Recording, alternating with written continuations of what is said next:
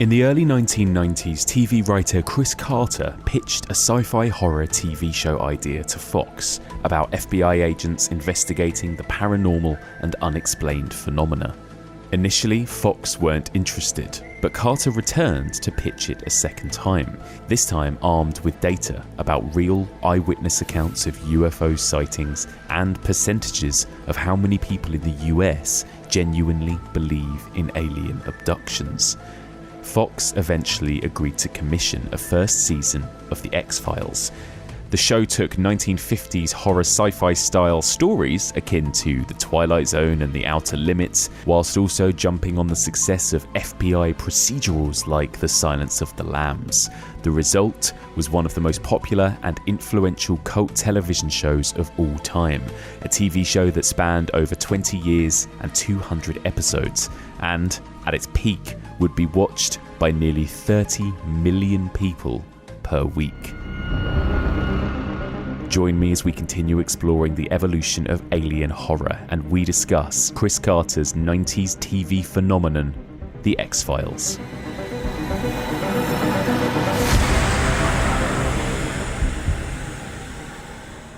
Welcome back to the evolution of horror. My name is Mike Munzer, and as ever, I am your host. If you're tuning in for the first time, then welcome. On this podcast, we explore and dissect the history and the evolution of the horror genre by looking at particular subgenres one series at a time. We are currently in the middle of our 7th series exploring the evolution of alien, sci-fi, and cosmic horror, and this is part 22. This week, as that intro suggested, we are going to be looking at Chris Carter's incredible TV show, The X-Files. So, it's always tricky to cover television in a single discussion, but what we are going to do is kind of do a broad overview of the program as a whole, okay? So, in the first half of this episode, we'll be talking about the show, its history, its legacy, its mythology, and then in the second half, me and my guest will be listing our 20 favourite episodes. Okay, so that's the way this episode is going to work, and I would say it's fairly spoiler free, so hopefully any of you, if you're an X-Files fan or if you've never seen X-Files, you should hopefully be able to listen to this week's episode and enjoy. I myself had never seen X-Files until about 6 weeks ago, and I've been binge watching it like crazy in preparation for this discussion. I didn't manage to watch all 200 episodes, but I watched a good chunk of them, and I want to say a massive thank you to listeners of the pod and also friends of the pod like Alex Ayling and Michael Blythe, who provided me with lists of the best and most important episodes that I should watch to kind of give me the scope of the show. That was super helpful, and I have seen some incredible stuff, so I cannot wait to get stuck into this discussion. So, joining me to discuss all things The X-Files, well, she is, luckily, a massive X-Files fan, and she's also one of the OG EOH contributors, a very good friend of mine, my podcasting partner in crime. It's Anna Bogutskaya. Hello, Anna. Mike, hello. Hello. How are you? I am X-Filed out. I yes, have me been too. doing nothing except doing face masks and watching the X-Files for about a week and a half now. I love it. I started my rewatch of the X-Files in lockdown 1, and when we decided to do this episode together, I was working on a very big project, so like everything fell aside around that. And then as the time kind of came closer, I was like, oh shit, so now I have to rewatch the thing I started rewatching months ago. Now I just have to cram it all in. So I've just been hanging out with Mulder and Scully, to be honest. That's what I've been up to. I've done nothing else. I know, me too. Like, I've been so immersed in Mulder and Scully this last 2 weeks. I've been like dreaming about it. It's been like, right there. It's taken over my life, basically. But it's been a lot of fun. Thank you. You've taken one for the team here, because obviously, like, you usually come on this podcast to discuss one film, maybe two, and now it's like 500 hours of content, basically, to kind of try and cover. I feel like you're punishing me for something. What did I do to you, Mike? I know. I like say something? Is this because I made fun of you not having seen the X-Files that time we did drinks? That's it. That is exactly what it is. I was like, I'll show her. Anna, let's do it, shall we? We're going to have to dive straight in because we've got so much ground to cover. I'm going to start off with a simple, or maybe not so simple question. Anna, tell us, what is The X-Files? Okay, I prepared for this. Yes! Like we were talking off mic before. I've got 5 different documents open in front of me. This is like a multiple screen situation. It's like right now. it's like we're in a kind of FBI office with like red string and things on the wall and stuff like that. Like right? literally. So the way that I would describe the X-Files is it's a, I'm not going to like, it's not a it's a TV show, okay? But it's more than that. Mm-hmm. It's a series. The series revolves around the work of 2 FBI agents, the medical doctor Dana Scully, who's played by Gillian Anderson, who is sent to essentially curb the enthusiasm of the gifted psychologist and FBI profiler Fox Mulder, played by David Duchovny, and together they run the X-Files, which is a division of the FBI that deals with the unusual and unsolved cases, usually that have elements of the paranormal, the weird, or just plain spooky to them. Mm-hmm. So the majority of the show deals with standalone cases from the X-Files, both the archival ones and new ones that occur, which are called the Monster of the Week episodes. But there's also an overarching narrative about a high-level alien conspiracy enabled by powerful, shadowy figures in the government. Oh, love it. Fantastic explanation, because Thank you very much. it is so big, this show, isn't it? It's 217 episodes that spans over 20 years. And like you say, it's a mix of kind of small self-contained stories, but also this giant, very confusing mythology that runs throughout as well. It's a difficult thing to kind of grapple with. So first of all, Anna, just tell me about your own relationship and history with this show. Have you always been a big X-Files fan? Okay, so when I was preparing for this, I was trying to remember, as I was watching episodes, I was trying to remember, like, what was the first episode that I watched? So my earliest memory of it is actually being scared of it. And it's being scared of the title credits. It felt like something illicit. It almost had a documentary feel to me. Yes. I was so genuinely spooked by the music and the images in the credits. They still, to this day, kind of freak me out a little bit, because they have this otherworldly vibe to them. And the earliest memory I have, I was probably maybe 8, maybe 10, around that age, and they were on a very kind of small TV in my grandma's kind of dacha, and it was to kind of paint a picture, it was in a house in the middle of the forest, of the tundra, actually. Oh my God, amazing. And it was kind of like a wooden house, which is traditional over there. And at the top floor, there was a little TV there, like a little mini living room. And I was watching the X-Files there. And I got so freaked out that I don't think I finished the episode. And I think I remember which one it was, since I was rewatching, because I remember images. It's one of the Monster of the Week ones, and we'll get to them because I think I put it on my top ones. Yeah. And it just felt strange. It felt unusual. It felt weird because the format of us was very procedural. It's very kind of police based. It's very much like, this is an investigation. We're proper serious professionals investigating this. But the things that we're investigating were so strange and unexplained. It always kind of stayed in my mind. And I think the Monster of the Week episodes, the individual cases, really stuck out to me much more than the mythology. Absolutely. Yeah. I had never watched The X-Files until like the last month, basically.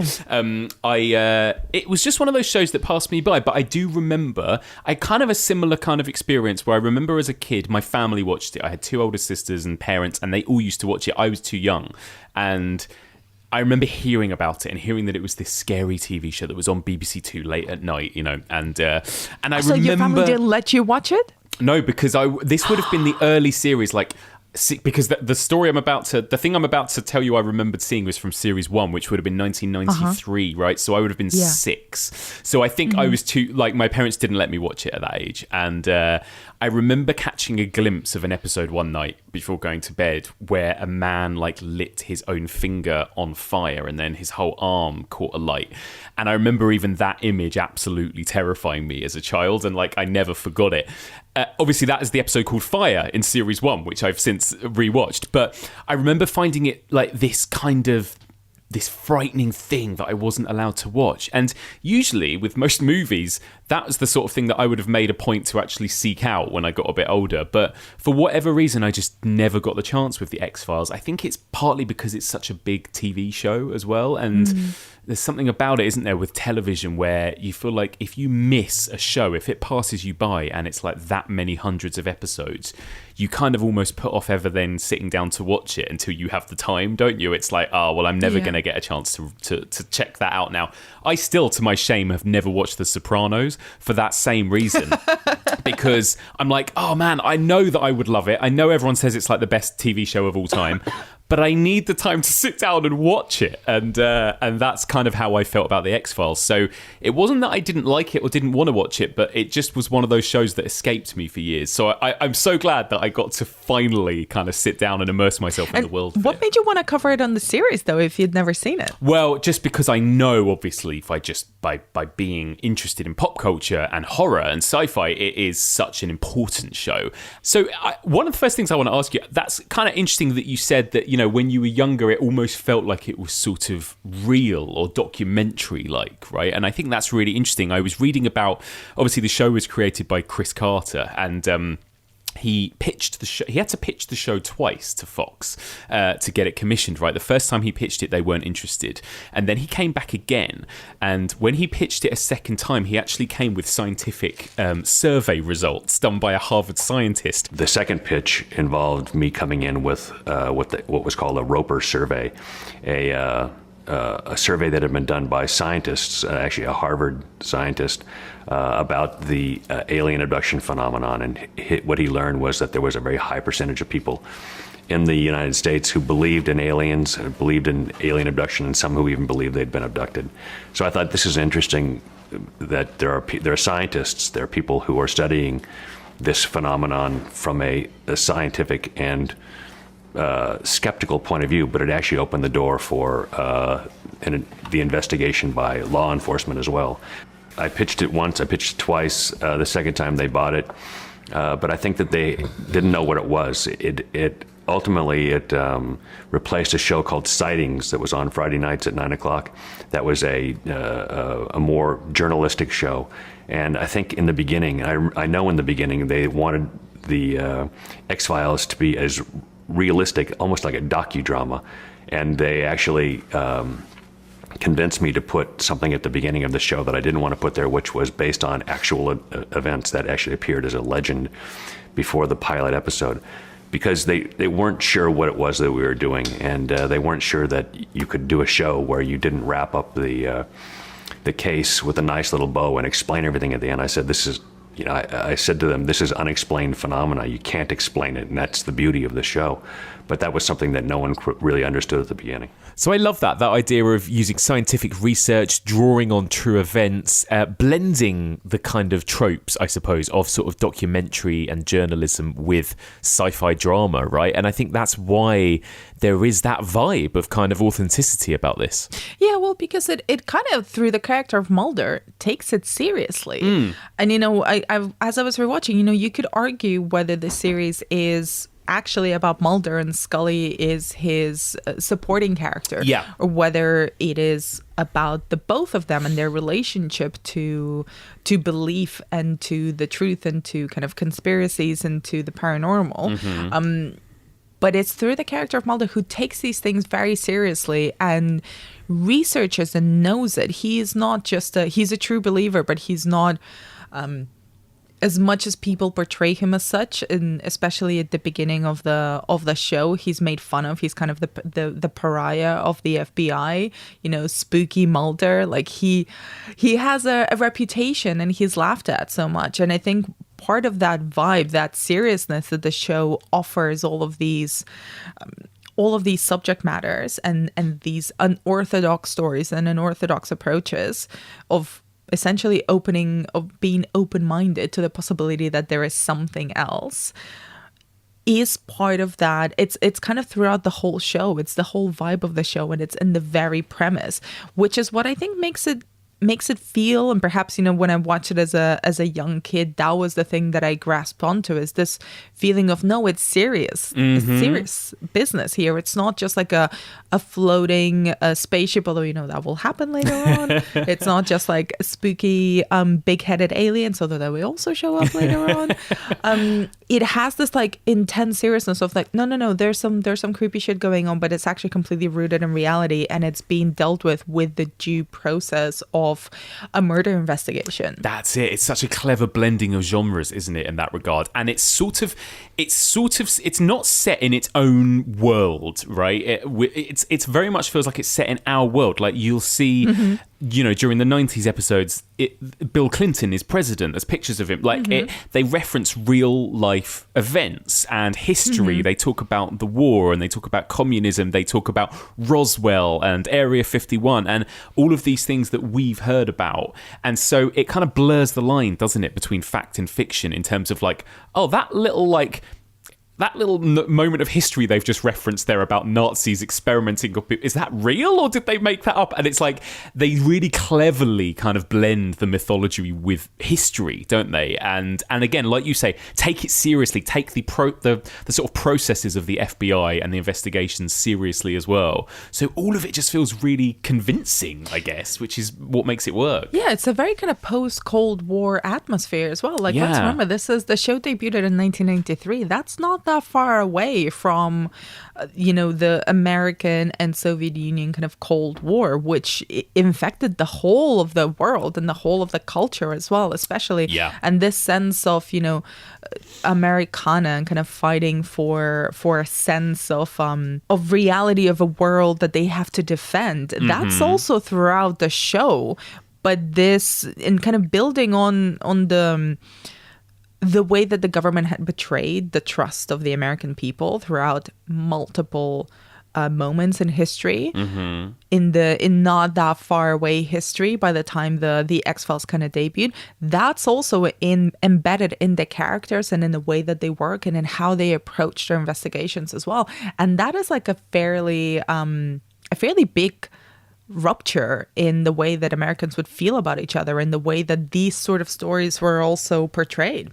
Yeah, you're so right. And Chris Carter kind of described himself as a Watergate child. Like he came of age during the 70s, during the Watergate scandal. And he grew up with that mistrust of government. And you're right, like it almost becomes a show less about do we believe in aliens and more about do we trust the government, right, and the people in charge. Which is really interesting. And like we said, it kind of it's a blend of different genres, right? Do you kind of think that it's taken inspiration from kind of stuff that we've had previously? I mean, there's stuff like, for example, Twin Peaks, right, which we've talked about before together, which was a huge show only a couple of years earlier than this. Do you see any of that influence on this show or any other shows or mythologies that came before it? Well, I see there's a couple of things. I think visually and tonally and in terms of the seriousness, like the sense of gravitas, Twin Peaks is a very big influence. I think also procedurals that came before, kind of more straightforward kind of detective stories and almost kind of, if you want to go back to the film noir era in the 1940s and 50s, this sort of, well-meaning, good-hearted, but flawed protagonist, especially detective protagonist, fighting for the truth, not necessarily for personal gain, but for a higher meaning, for a higher purpose. That's very much embedded in Mulder as well. The idea of the kind of the mysterious villains as well that we see, especially in The Cigarette Smoking Man. You mentioned the Watergate scandal, these procedural journalistic films as well, kind of in pursuit of the truth again, like All the President's Men.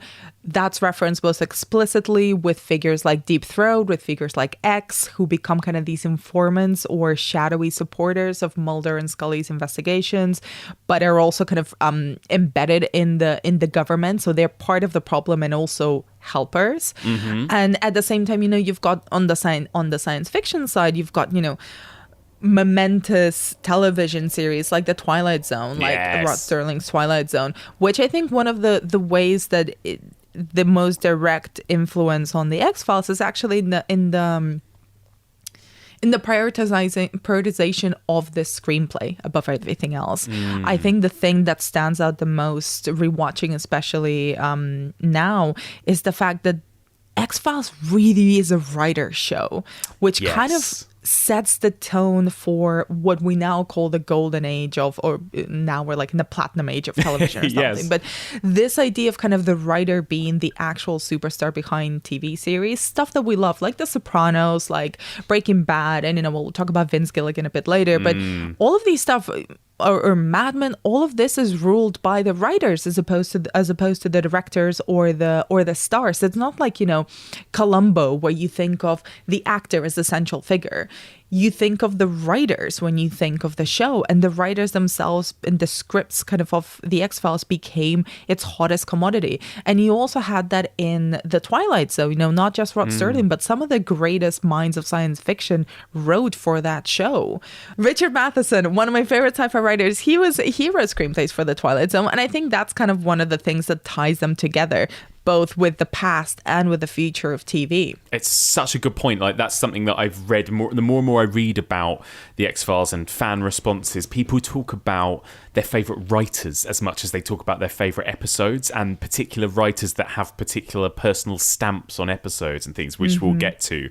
But yeah, you're so right. That's such a good point. And it really is. It is a perfect balance, isn't it, of that Twilight Zone spooky story of the week with, exactly like you say, that kind of conspiracy procedural stuff.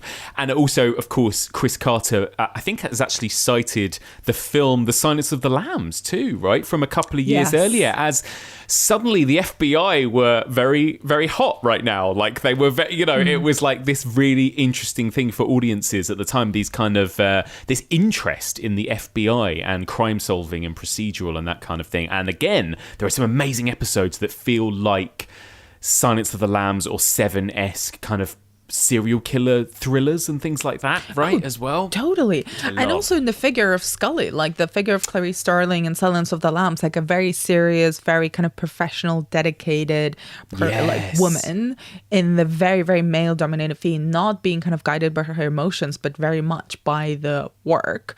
And almost, Scully's personal life is much less featured than Mulder's in the show, which was kind of a deliberate choice by Chris Carter as well, to kind of gender flip the expectations of audiences and their characters. And I think that has to do with the influence and success of Clarice as well, as portrayed by Jodie Foster.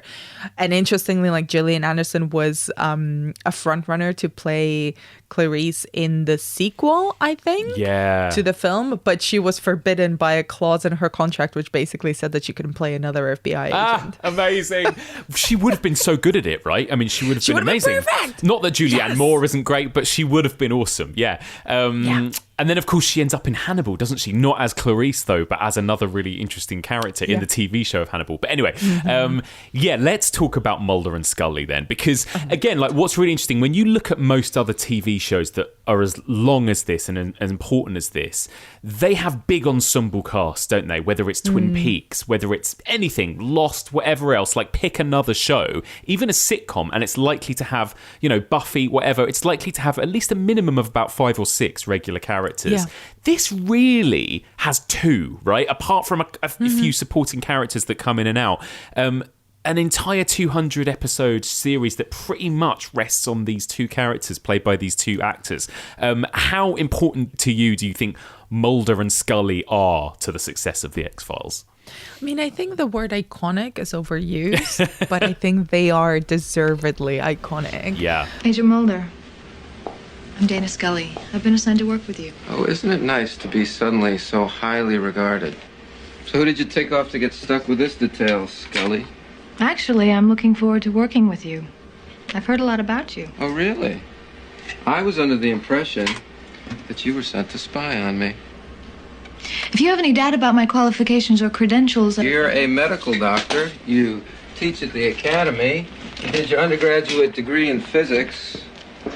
Einstein's twin paradox, a new interpretation. Dana Scully's senior thesis. Now that's a credential, rewriting Einstein. Did you bother to read it? I did. I liked it. It's just that in most of my work, the laws of physics rarely seem to apply. it's really fascinating to start at the beginning and to see how they evolve and how the essence of the characters remains the same throughout 20 years, 2 movies, and 200 something episodes of varying quality. And I think kind of that they're perfect opposites in so many ways.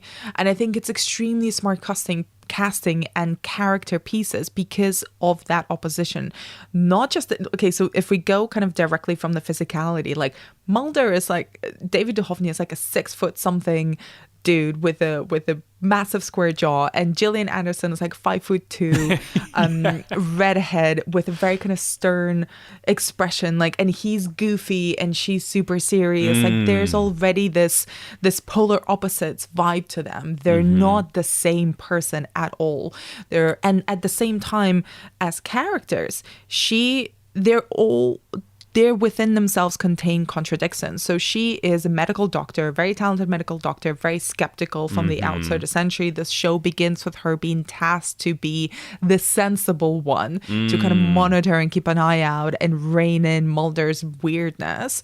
But she's also a Christian, and Scully's belief is explored throughout the show in many different ways and tested in so many ways. So she's both a skeptic and a believer. Yeah. At the same time, Mulder is like this hotshot profiler, highly educated, started off with a bang, was essentially the Clarice, or more like the Will Graham of the FBI, where he caught a serial killer really early on in his career, wrote a book about profiling, but then he's so drawn to the paranormal because of his own backstory, because of his trauma, because of, Samantha and kind of this unresolved loss of his sister that continuously drags him down and drags him away from the things that make him a superstar in the FBI. And he's mocked and disbelieved constantly.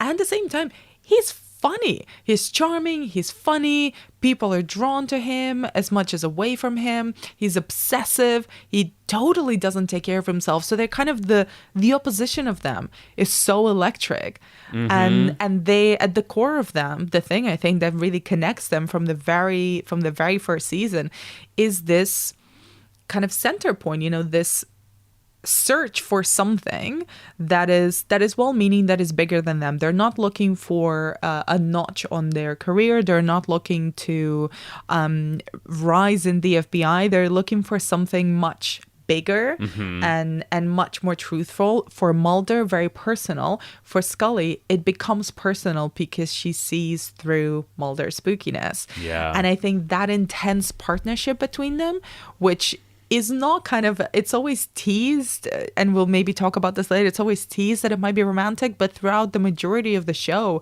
it's never romantic. So it's never like a will they, won't they setup situation. It goes beyond that. It's like this very intense, emotional and intellectual and profound connection, like a true partnership between human beings in the show.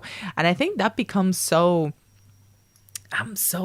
attractive to watch, right? Like these incredibly smart people who deeply believe in something and deeply want to search for it. And I think that's the thing that draws people in, whether you believe in aliens or not, whether you even enjoy procedurals that match or not.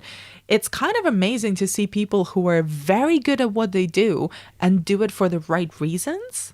That is so bang on, because like there's something incredibly comforting, right, about watching these two characters and watching this show. Like, I was daunted by the prospect of how many episodes of this show I needed to binge watch, and it hasn't actually felt like that hard work, because this show is so sort of easy in some ways to watch, and I mean that as like the highest compliment, because it's such good storytelling, but also their performances are so natural, and there's something really comforting. You're right, like you're just watching two people who are so good at what they do. They're so well performed, they're so fun and interesting. They do have this incredible sexual chemistry, and I don't even know if that, like you say, was that even intended? Probably not. It doesn't necessarily have to have been on the page, but maybe it's just because those actors are so damn attractive, the two of them, right? But also There's something even in the tone of their voices. There's something really calming and comforting about them. Like, you barely hear either of them ever raise their voice in this show. Like, they're really, like, I don't know. There's just something about them that is like, it feels good for the soul to just sit and watch Mulder and Scully, and that they have this, like you say, they're polar opposites, but they have this lovely kind of mutual respect for each other at all times, and it's lovely to see that relationship develop and evolve as well as it goes on. I actually think that their chemistry just gets better and better, and not in a romantic way, but in an almost just in this kind of incredible partnership kind of way, and their comedy gets better because they almost have a kind of natural shorthand with each other in the way they look at each other or the way they deliver lines to each other. Interestingly, famously, apparently, Gillian Anderson and David Duchovny didn't get on. Like there was a growing tension between them. But I think Gillian Anderson has said in interviews, it's just because of the sheer amount of time they had to spend together, right? I mean, it's 22 episodes per year that they had to film in Vancouver, just the two of them, again, really, day in, day out for like 10 years. They got sick to death of each other, I think, off screen. Yeah, I think she said that there was years where they just couldn't stand each other and they couldn't talk to each other, which, to be honest, like, it feels completely natural. Like, if you had to work with someone for like 20 fucking years, there would probably be moments where you'd be like, you know what, I can't stand the face of this. I don't want to see you anymore. I don't want to talk to you outside of set. Yeah. And that, I think that's perfectly normal. By all accounts, they've always like been good friends with those ups and downs that I think are normal in any human friendship, especially one where you both have to work in such close quarters and for so long. But also, you're also famous. So you become famous for playing famously close partners. Yeah. Like, that's intense. Yeah, really difficult. And the fact that they are the only two stars of this show on kind of equal ground. And it started off not so equal. I think David Duchovny was the slightly more well-known guy at that point, right? Again, he'd been in Twin Peaks. He'd done a couple of films. And I've heard Gillian Anderson again speak publicly about how she started off on way less money than him, and then that became a sort of that became something they had to confront. Chris Carter was famously fought for her. He was the only one who wanted Gillian to play that role. Like, they wanted someone, quote, taller, breastier, leggier. You're like, seriously? Are you joking? Have you seen Gillian Anderson? Gillian Anderson? Have you met her? Are you insane, people? I mean, obviously, she proved them wrong, but she well done, really Chris Carter. did. There is not a single person on this planet, I think, no matter what gender orientation, like, no one does not find Gillian Anderson or David Duchovny attractive, right? I mean, they are incredible. Honestly. Yeah. Honestly, I would set my house on fire. Let's not even go there. But also, like, the chemistry between them that you mentioned before is so legendary. And, like, they're the origin of shipping culture in so many ways. Like, people spend a decade being like, are Mulder and Scully gonna fuck? Like, literally a decade. I mean, it's amazing. I had to message you the other day, Anna, because obviously I haven't had time to watch all the episodes. I've dipped in and out. I will shame you for this. I know, endlessly. and I messaged Anna, and I was like, I just need to know, Anna, do they fuck? Do Mulder and Scully fuck in this show at any point? Because I was up to like season 6 and that nothing had happened yet, and I was like, I just need to know because I need to find whatever episode this is if they do, But they do you know what? They have a fucking child before they actually canonically have sex. Yeah, it's insane. That's weird, isn't it? Yeah, yeah. Weird. But do you think it works better when they're not a couple? Do you think it needs that? That's the magic formula, that they're not in a romantic relationship. See, the thing is, like, I was thinking about this because as I was rewatching it, especially with the newer seasons, I was like, I want them to be together, but is that me just shipping them? But at the same time, after everything they go through, this intense, deep partnership that they have, and this like very intense love for one another that they have, which, is romantic and isn't romantic at the same time. Yeah. The thing is, like, is there anyone out there that would be better suited for them than each other? Is the thing.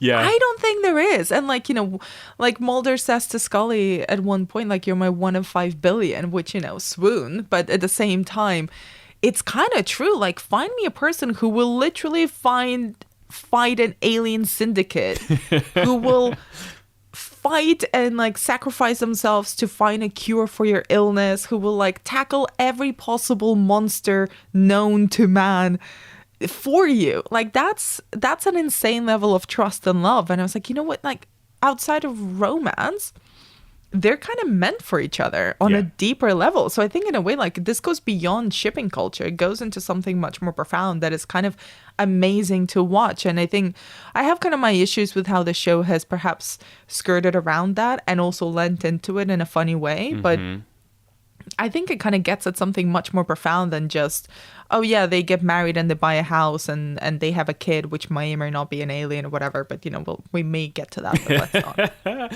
Yeah, no, it's true. And the show does have fun playing with this tension between them, doesn't it? But I think I agree. Like there's something almost just calling it a romance downplays it. There's something deeper, isn't there, about it? There's one moment in, I can't remember, it was the episode, I think it's Detour, when they go out to like the forest and there's like it's a very Predator-esque episode.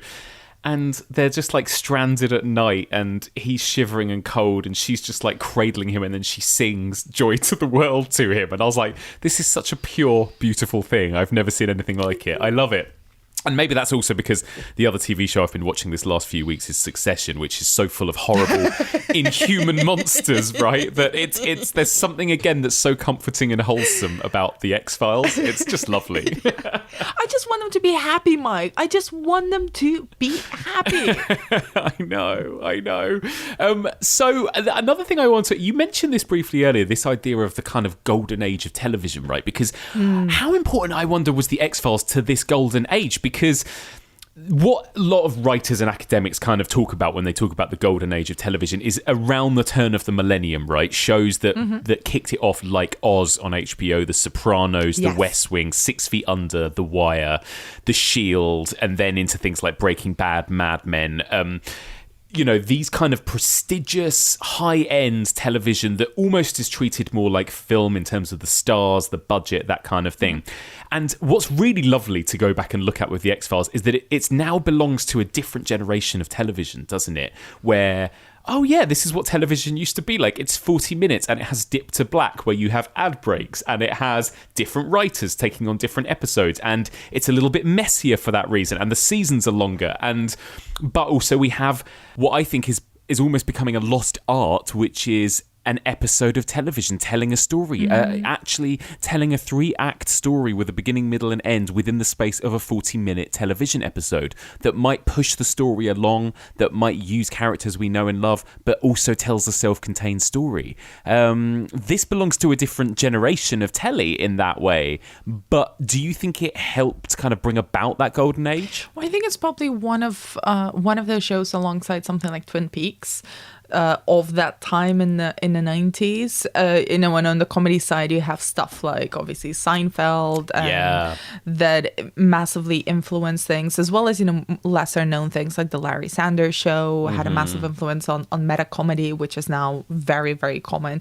But going back to this, you can basically trace direct lines to stuff like Lost, to stuff like Buffy, to stuff like Stranger Things. I think Buffy is a very direct descendant in terms of that balance between Monster of the Week episodes and an overarching mythology. Massively. Obviously, this is set kind of also in a it's a blend of genres in a way that it's a high school show and it's a horror show and it's it dips into science fiction a little bit, but it's more kind of supernatural.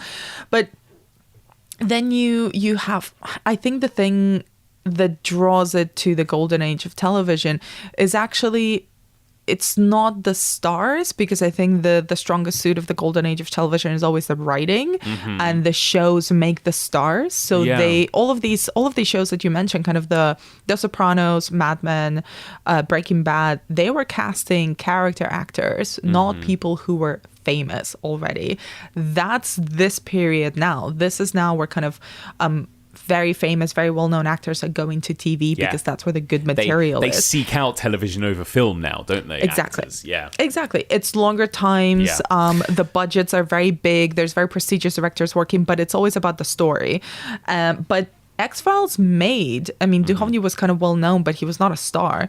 But this made Duhovny and Anderson stars. And it also became a breakout show, both commercially and critically, but especially in terms of the fan base.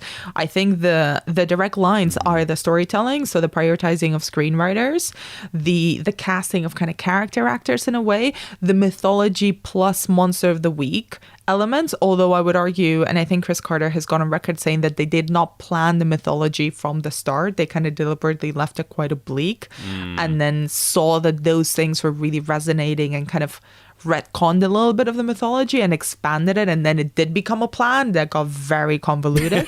Which again, direct descendant, Lost. Started off with an idea of a mythology that then had no idea how the fuck to wrap it up. And it was all about cliffhangers and interesting questions that never got resolved properly. But at the same time, like, I can't think of a show right now that is doing that very good balance of Monster of the Week episodes and overarching mythology. Because the ones that I can think of right now are very bad, like Riverdale. And although I love The Chilling Adventures of Sabrina, I don't think it's successful in many ways. No, it's such a shame. But that's an interesting thing in itself, isn't it? You're right. Like, it's much harder to think of any shows that do this anymore. Television has sort of morphed into kind of almost like you're watching a 10-hour long film, right? And that's probably because into mythology. That's Netflix culture, that's binge culture, you know. And we all love stuff like that. I love sitting down to watch the new Mike Flanagan 10-hour TV show or whatever, right? But when I was watching X-Files, I was like, God, I do kind of miss this. I love this, like, dipping into one single story that's like a really creepy, like you say, well written, where you're really noticing the scripts and you're noticing the chemistry between these characters that you're able to spend so long with, because obviously the seasons were so much longer then as well. And it is a bit messier for that reason, right? Because it's not one single voice in the way that television shows often are now. You've got different writers coming and going. Like you say, you've got mythology that's sort of not been planned and then has to be kind of retconned, and things change and evolve as the show went on. But that's just what television was back then, wasn't it? It was sort of long form that went on indefinitely. They never knew when they were going to get renewed or if they were going to get renewed. And then they had to kind of make it work. And you just don't feel like that exists quite in the same way anymore, do you? With sort of prestige television, at least. It's like, we know that Game of Thrones was going to be 7 seasons and that was, you know, what it was going to be, or whatever else. But there's something really charming about this, I think, you know? I agree now that you mention it, because like when I'm thinking about, I think anthology shows have been making a comeback, both successfully and unsuccessfully. Obviously, I'm a big fan of American Horror Story, which is kind of an anthology show, but every season is its own mythology. It's sort of a mix. It sort of restarts again. And then they've tried to do that now with American Horror Stories, where every episode is essentially a standalone little film, kind of in the vein of X-Files, but unsuccessfully so for the most part, I'd say. But then the ones that I'm thinking of that are kind of trying to do the anthology approach, there is never that connective tissue. I think the most recent example would be the Jordan Peele reboot of the Twilight Zone. Of like kind of trying to get into that thing where there is something that connects all the standalone stories, but they are standalone stories. The connective tissue is just a bookend. And there are certain HBO shows, you know, again, we both love Succession, right? And Succession is completely a serialized story, but I think each episode is so well crafted that you can almost watch it from week to week and judge that episode as like a single little play sometimes, and that's quite nice. But you can't just dip in. You can't just say, I'm going to watch series 3, episode 4 of Succession. It's like, whereas I was able to do that really easily with the X-Files, which is really nice. Like, the Monster of the Week episodes are actually so separate. They don't even mention anything that happens before or after that episode often with X-Files, where you really could just watch season 4, episode 3, Home of the X-Files, not having ever seen the show, really, and just kind of get on board, couldn't you, you know? And they differ so much tonally as well. Like, there's episodes that are so funny. There's episodes that are visually completely different from everything else. Like, you can go watch something like Home. You can go watch something like The Host. Watch something like Ice. Watch something like Ex-Cops or even Bad Blood, or they're all so different visually and tonally. You can get something completely hilarious and meta and get something genuinely creepy and fucked up. Yeah. You can get something that's more sci-fi, something that's direct horror, something that's more thrillery and based around serial killers, something where the monster of the week is human, something where it's, something completely, reasonably could exist, like the Fluke Man, and perhaps we'll talk about him later, or something that's completely paranormal, like a ghost or, witches or hexes or stuff like that.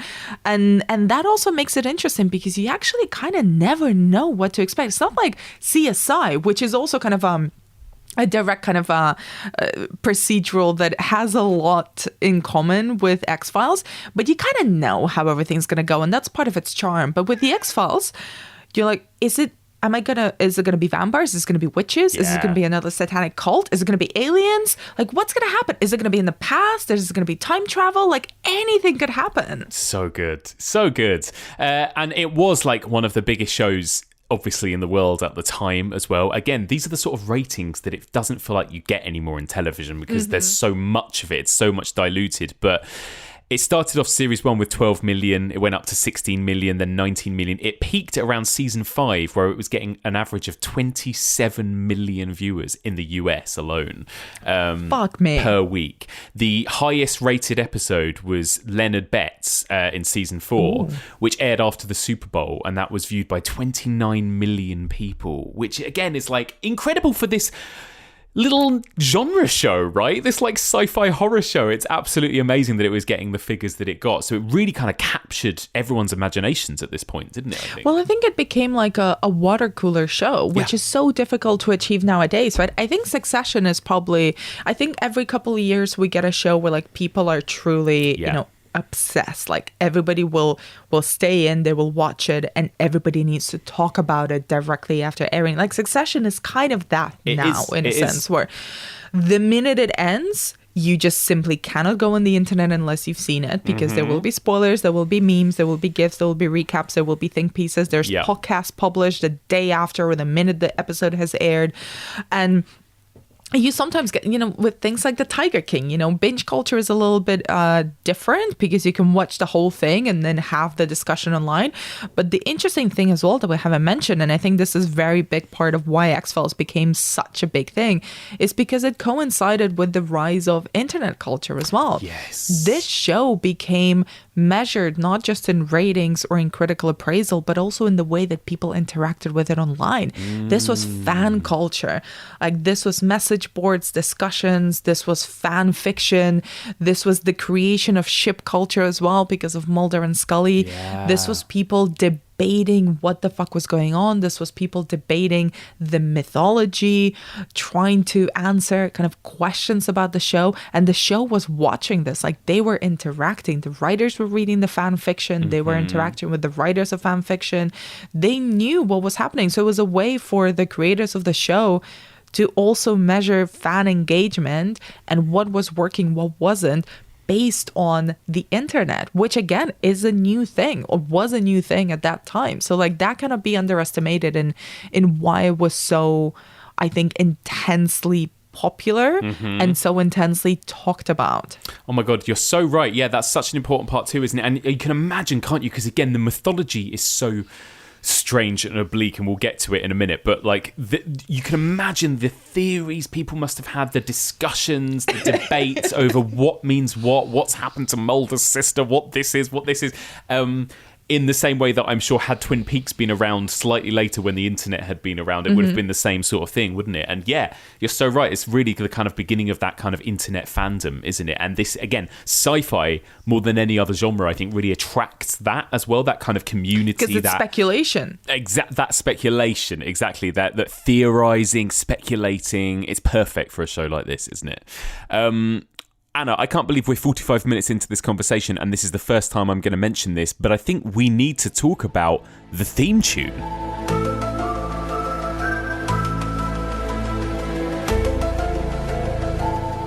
I think there's two theme tunes that I will never, two title credits for any show that I will just never, ever, ever skip.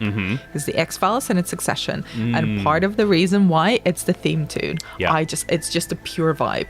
And interestingly, I was reading about this, like he got inspired to compose the theme tune based on the Smiths song, How Soon Is Now? The Smiths! Like the little whistling thing. And I was like, what whistling bit? I listened to that so 10,000 times. Yeah. What fucking whistling bit?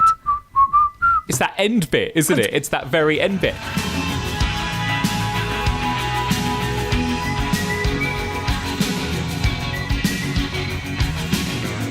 Composers, man, they're geniuses. Mad It's geniuses. Really funny because apparently Chris Carter said to Mark Snow, like, oh, go and listen to the Smiths, How Soon Is Now, for inspiration. And what he was thinking of was that kind of slightly off-kilter kind of guitar sound. Yeah. But what Mark Snow took from it was the obscure whistle that you hear 5 minutes into the song and basically just ran with that for the theme tune. It's like incredible. I mean, it's creepy as hell, Yeah. even now. Yeah. I still like, if that plays in a dark alley or like in the dark, I'm like, no. No.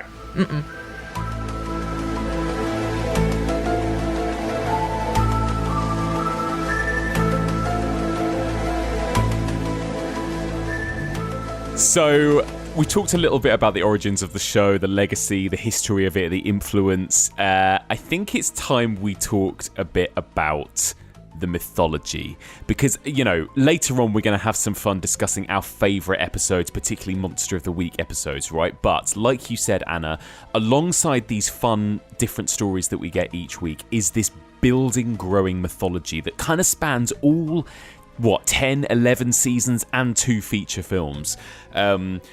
It gets incredibly confusing, and I don't know if I can completely understand it. But what are your thoughts on the mythology? Are you able to kind of get a grasp of what's happening here in this story, and do you enjoy the mythology in this show? So, the mythology episodes are about a third of the whole run of the show. Yeah. A third and the first movie. Yes. Not the second one.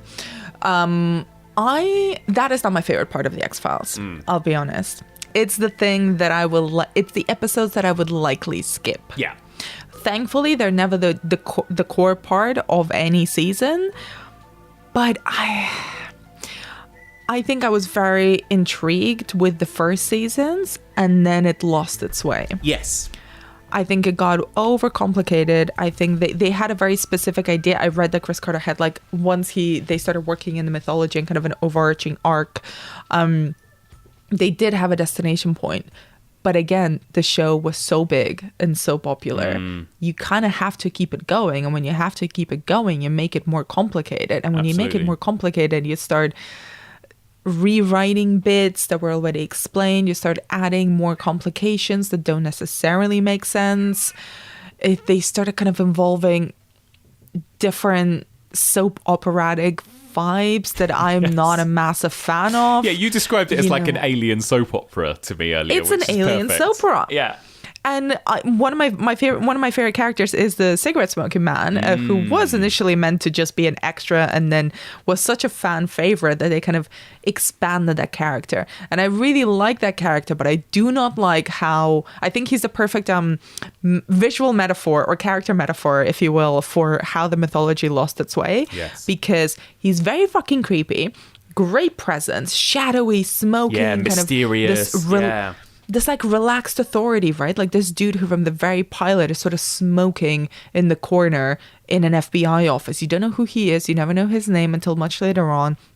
It's just this presence that's always there, and he's very evidently flaunting the rules. He's kind of the perfect image of this shadowy figure who knows a lot, knows so much that he's very dangerous for a lot of people. Yes. And will never reveal his cards ever. That's what makes him so terrifying. Then once they started complicating it with like, oh yeah, he's also Mulder's biological father because he had an affair with Mulder's mom, and then he might also be the biological father of Mulder and Scully's son William. I'm like, fuck off. This is not Dynasty. Yeah. I don't want it. So, right, Anna, let me attempt, and you can tell me how wrong I am here, okay? I sent you a voice note. I did a practice of this earlier, but let me attempt to try and sum up what the mythology of this show is in a very quick, brief way, right? To my understanding, from what I've seen / YouTube videos I've seen, basically, the point of the mythology of the show, right, is, are aliens real? Are aliens on this Earth, right? That's kind of the crux of the show that, you know, Mulder is investigating and Scully is kind of brought in to be a foil in initially and then kind of assist him with.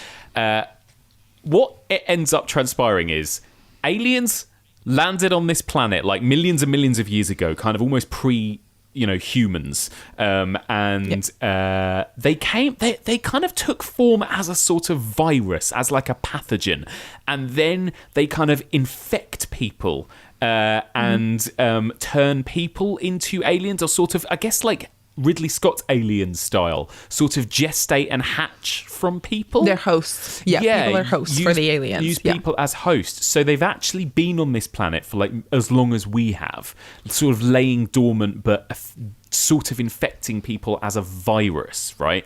Called the black oil. Yes, and it takes the form... Purity virus. The purity virus, which takes the form of a black oil. And also it can spread via bees, right? Bees can sting people and they can sort of spread the virus that way as well.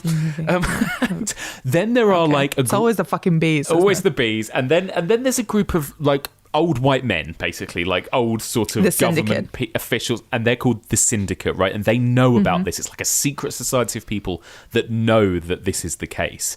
And they initially were sort of trying to like save humanity, right? And kind of cure the virus. No? They weren't trying to save humanity. They essentially sold out humanity in order to protect their bloodline. So it's kind of got like an eugenics vibe, which is, again, deeply rooted in American culture. Yes. And no one likes to talk about it. Well, but the X-Files does talk about it, doesn't it? It talks about kind of Nazi eugenics and experimentation and how that kind of... And yes, they weave it into alien mythology, but they do sort of say... Oh, look, during the Nuremberg trials, we actually took in some of the worst Nazis because we used them for their scientific minds and that kind of thing. Yep. So the Syndicate is trying to protect their bloodlines and help the aliens colonize the planet eventually. But because they also distrust their alien overlords, they also secretly start developing a vaccine, which... becomes kind of like the prized possession, which again is kind of an insurance against the colonizers, against the aliens. And the aliens take the forms of like your classic looking aliens, don't they? Like the grey, like big-headed aliens. Is that right? They're the sort of the very kind of the very sort of textbook looking aliens. Yeah. And then they have their super soldiers who are kind of the enforcers of the aliens. Yeah, like the bounty hunters. I quite like those things. Yeah, exactly. Yeah. And then there's also the opposite. So there's kind of the rebels and the aliens who they show up in the show with kind of having sort of shut off all their orifices, so they're eyeless, they've shut up their nostrils and their mouth. That's in order to avoid being contaminated by the black oil. And the black oil is basically the reason for everything paranormal and science fiction-y that happens in the show too, right? This reminds me a bit of Prometheus, Ridley Scott's Prometheus, where it basically says it all comes down to this mysterious black goo, but essentially that black goo, as well as being the source of these aliens, is also the source of most of the paranormal stuff we see happen on the show, right? Well, it's the way people get infected, but there's also then the attempts at creating successful alien-human hybrids, which also the cigarette smoking man is involved in, and in fact tests his own wife. So his wife, Cassandra Spender, becomes the first successful alien human hybrid. Right. And then there's a few others. Oh my God. And then that's where it starts getting real messy. And then there are abductions too, alien abductions, right? Like in the classic sense. And a big part of the backstory for Mulder's character is that his sister was abducted, right, when he was a child. And this really confused me the more it went on, because there's a whole storyline in, I think, series 2 when his sister comes back, but then actually it turns out she's a clone. And then does she ever come back, or was she and then there's a really cool episode, Paper Heart, that kind of suggests maybe she was just killed. And but there's this ongoing question, isn't there, as well, about what happened to Mulder's sister. And there's also a whole storyline where Scully is abducted by aliens as well, and then she gets cancer. All of that as well. it's incredibly complex. So did you watch what the actual closure for, I think the episode is called Closure as well, the closure for the Samantha Mulder storyline, what actually happened to Mulder's sister? I don't think I did. So what did happen to Mulder's sister? So what happened to her is that she was in fact abducted, but then when she was returned, instead of being returned to her parents, she was taken in by the cigarette smoking man and raised in secret by him together with his other biological son, who then became an FBI agent and also took over the X-Files when Mulder was gone from the X-Files. And so they were half brothers, but they didn't know it at that point. But Samantha is essentially disappeared by a spiritual intervention by spirits called the walk-ins. Oh my God. And I mean, make it make sense. And there's a really lovely scene where Mulder like hugs her ghost. Oh God. Scully was abducted, and then she gets a kind of implant in the neck, right? And then when they remove that implant, that gives her a brain tumor. But then they're able to kind of cure that brain tumor via some little MacGuffin-y device, right, in one of the episodes as well. But that stuff kind of confused me. It confused me for multiple reasons as well, because I kind of kept thinking, how is it that they end up... How do they still continue this thing that Scully is the skeptic, given everything that is happening to her, that she's literally been abducted by aliens? She still continues to be the skeptic. Because I think on the Monster of the Week episodes, they do a really good job of always leaving it slightly open-ended, where a lot of the time there could be a scientific explanation, right, that Scully often finds in a lot of these storylines, and they leave it always quite open-ended and ambiguous, don't they, as to like, oh, is it paranormal or is it scientific? Whereas with some of the alien stuff, you're like, well, surely like this has literally happened to Scully, you know, like this is it, isn't it? Like she should be as much of a believer as Mulder now, you know? I think there's one episode, so I kind of agree with you and I kind of disagree. I think this is where the messy writing sometimes is a bit to blame, because she needs to be the skeptic in order for the dynamic to work. Absolutely. But at the same time, logically you're like, well, bitch, once you've been abducted by aliens at least once, like surely you're not a skeptic anymore, right? Am I right? Yeah. But at the same time, you're like, I think she becomes then, sometimes some episodes kind of overplay it and it does ring a bit false, and then other episodes I think kind of get that balance right, where it's more like she is there to curb Mulder's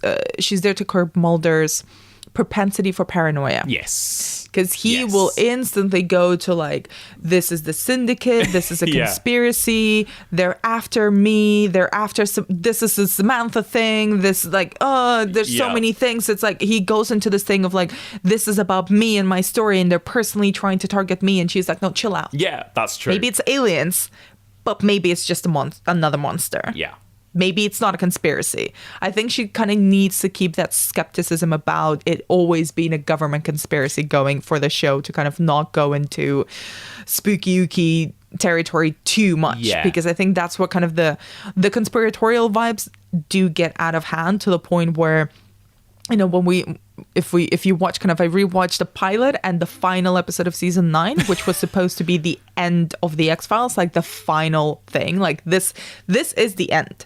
This is where we end. Like this was obviously before the second movie and the revival in 2016. So it does like it's completely off. Like it's off the rails. It's like a courtroom drama. It's all about a government conspiracy. It's, I think, borderline unwatchable, to be honest. That final episode, except for the very, very final scene. So there is an episode, I think, that actually deals with it really beautifully. So in season 7, in the episode Sein und Zeit, Mulder's mother commits suicide, which is a big thing for him, obviously. And he goes off the rails. He becomes convinced and finds clues and finds things that point towards an overall conspiracy, that it's all to cover up the abduction of Samantha, that it's all designed by the cigarette smoking man.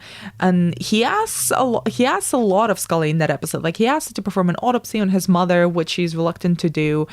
And it is essentially that she's playing the role of the skeptic, but actually she's playing the role of someone more grounded in the possibility that it is just a real life explanation. And at the end of that episode, Mulder's mother is revealed to have had a terminal illness and she chose to die. Yeah. And that is the reality. Like, she committed suicide, and Mulder instantly goes into this conspiratorial, paranoid mindset because he cannot deal with the possibility of his mother having made that choice. And as well with the guilt of him not having in this episode kind of she calls him and she leaves him a voicemail and he's not there to pick it up. Like, the grief or the guilt of him not having spoken to her that last time is too much, and his default is to go into conspiracy, but it isn't. And that's like I think like one of those episodes where actually that skeptic believer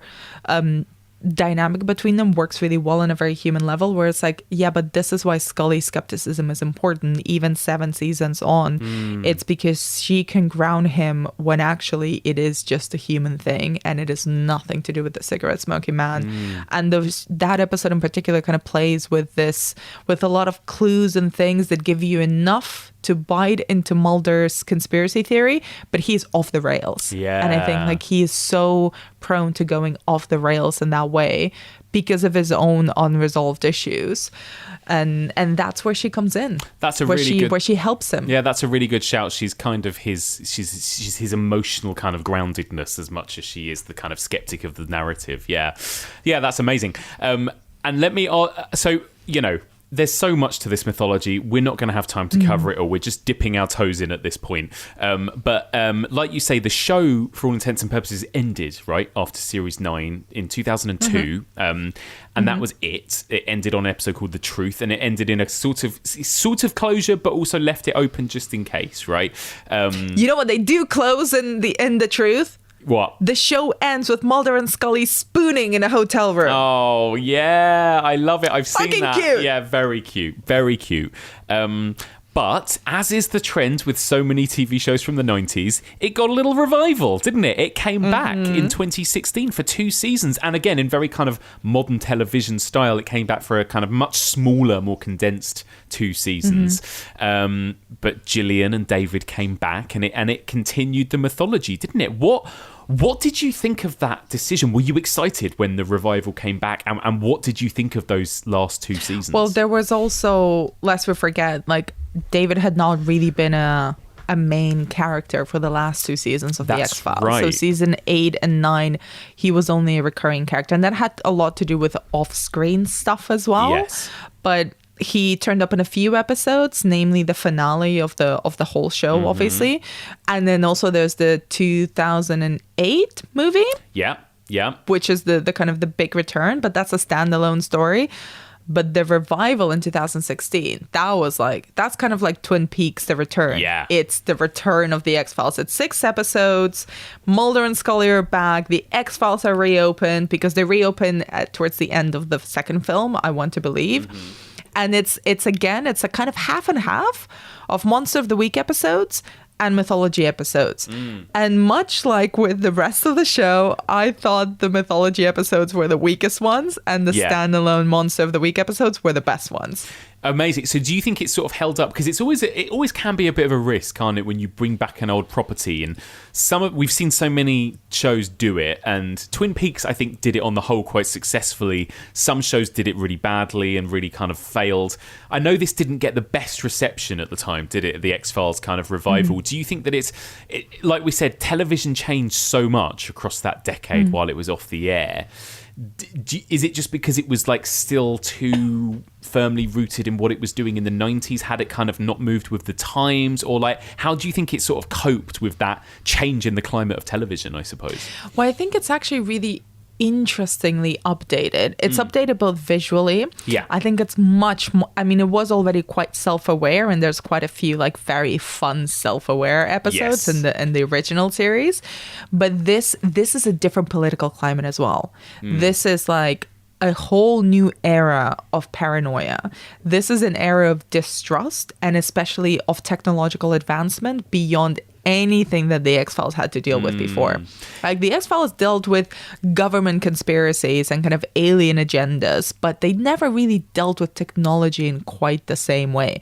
And also, let's think about the fact that we'd already had Black Mirror, which was also a direct descendant of the X-Files, but dealt with the way that we relate with technology and the kind of the human possibilities and the horrific human possibilities of the way that we socially and personally interact with technology. So this revival series, both seasons actually, if we talk about them at the same level, felt much more influenced by Black Mirror in many ways, and very, very, very directly commenting on political realities in the States at the time. Like, there's literally direct quotes from Trump lifted in the dialogue of the new episode. So, like, it's very much living in the world where Mulder and Scully, especially Mulder, I'd say, kind of have a kind of a grumpy old man vibe to them. Definitely. In some ways. Yeah. And I did love that it kind of reckons with that idea of sort of, you know, crazy conspiracy theorists on the internet with this new, like, episode 1 of the revival starts with this sort of internet personality, this kind of Alex Jones type conspiracy theorist, right, who has his own YouTube channel, who sort of seeks out Mulder and Scully. And he's obviously this kind of quite horrible conservative character. But it's kind of reckoning with that too, isn't it? In the way that kind of conspiracy theorists on the internet and the way that whole image of the conspiracy theorist has changed across the last couple of decades, maybe as well. And also the characters of Mulder and Scully are, even in the show, you know, they've already had like 10 years of the X-Files behind them. They have massive careers. They've left and gone back and left the FBI over and over again. They've like saved the planet. They've combated alien conspiracy. So they're already legends even in the world of the X-Files. They're not young guns who are out there to prove themselves and find the truth. They're kind of, especially Mulder again, especially in that first episode in My Struggle, a little bit gatekeepy in a way. Like, there's scenes where he's like, yes, but do you really know aliens? Do you know aliens like I know aliens? Yeah. And then there's another episode where he's like, the X-Files had digitized, and he's like very like, how do I find this one X-File? Yeah, proper And he's like, but the X-Files are mine. The X-Files are mine. It's like, no, hold on. Yeah. They're the FBI's. They're everyone's. They're not yours. Yeah, it's true. Yeah. It's really interesting. And then, like, my last question for you before we get into specific episodes, what do you think is the future of this show? Do you think it will ever come back? Will we ever see more of Mulder and Scully? Well, they've said no. Because Gillian has said no. Also, Gillian Anderson had the best comeback. So there's a couple of things. So like Chris Carter said, well, like, if Gillian doesn't come back, I'm not going to do it again. And then he recapitulated and went like, well, maybe I'll do another X-Files. I don't know, maybe without Gillian. And she's like, okay. But also, you know who also left, Chris? 77% of the audience left. And mic drop. Oh, yeah, it's true. I love her. She's a savage queen. I adore Gillian Anderson. Like, Gillian Anderson, come yell at me. She's like, that's all I want. And also now there's a whole generation of people that now know of her as Sex Education, right, as well, which she is absolutely incredible in. But you're right. I mean, the ratings, like I said, you know, peaking at 27 to 29 million in its heyday. This latest season got 5 million average per week. And I think the first episode of the revival, series 10, got like 16 million, I believe. Yeah, so it dropped quite considerably even throughout. And partly that's probably because there's so much more competition these days in television, but also maybe, who knows, maybe for whatever, I mean, it feels like it's still got such a huge fan base, but maybe for whatever reason, it was so much of its time. I don't know, maybe was it so much of the 90s, of a certain era? I think the X-Files themselves are very much of their time. And I think the best cultural products are products of their time. But what I would love to see is a revival that is not with Mulder and Scully, but that is in the same universe. I think kind of overcomplicating these character arcs now is just messy. Yes. It's just messy. It's going to do a disservice to their history and to their legacy.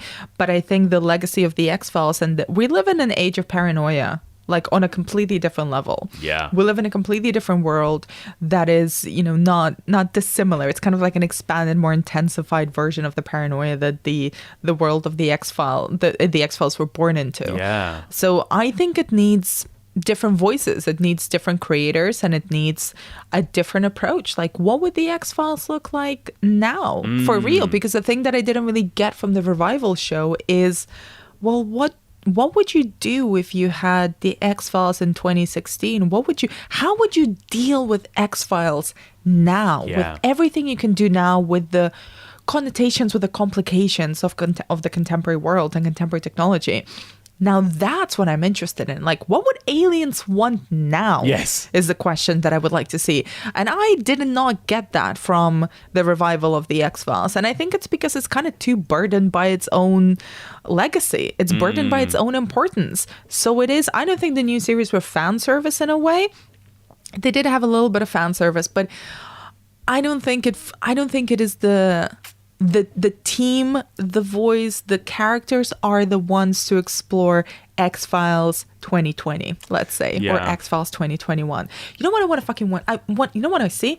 I want to see an alien explanation for the pandemic. I know, Show me that the pandemic was like an alien conspiracy. It's true. That's what I want to see. There is scope, isn't there? Absolutely. In the way that the 90s X-Files kind of weaved in real life stuff and politics and conspiracies. They could totally do that with everything that's happened in America this last 5 years. There's scope for some incredibly fun genre writing there, I think. But we shall see. The future is unknown for the X-Files. But for now, Anna, let's wrap up talking about the mythology and move on to the monster of the week, right? This is the good stuff. This is the stuff that I think so many fans love. You know, I've heard so many people on the Facebook discussion group and on Twitter talk to me about their favourite episodes, their scariest episodes. I've really enjoyed dipping into some of these Monster of the Week episodes. So I gave us both the impossible task of compiling a list of our 10 favourites each. So we did that. We did have some overlap, so we added a few more. And what we've done is we've kind of smushed them together and we've made between us, right, our 20 favourite episodes of the X-Files. Cannot wait. So we're going to spend a couple of minutes talking about each episode and why we recommend it. So let's start with the beginning. We'll go in chronological order, which means, Anna, the first pick is yours. You put top of your list, Season 1, Episode 1, The Pilot. An animal bite? Electrocution of some kind? How's your chemistry? This is the substance found in the surrounding tissue. It's organic. I don't know. Is it some kind of synthetic protein? Beats me. I've never seen it before either. But here it is again in Sturgis, South Dakota. And again in Shamrock, Texas.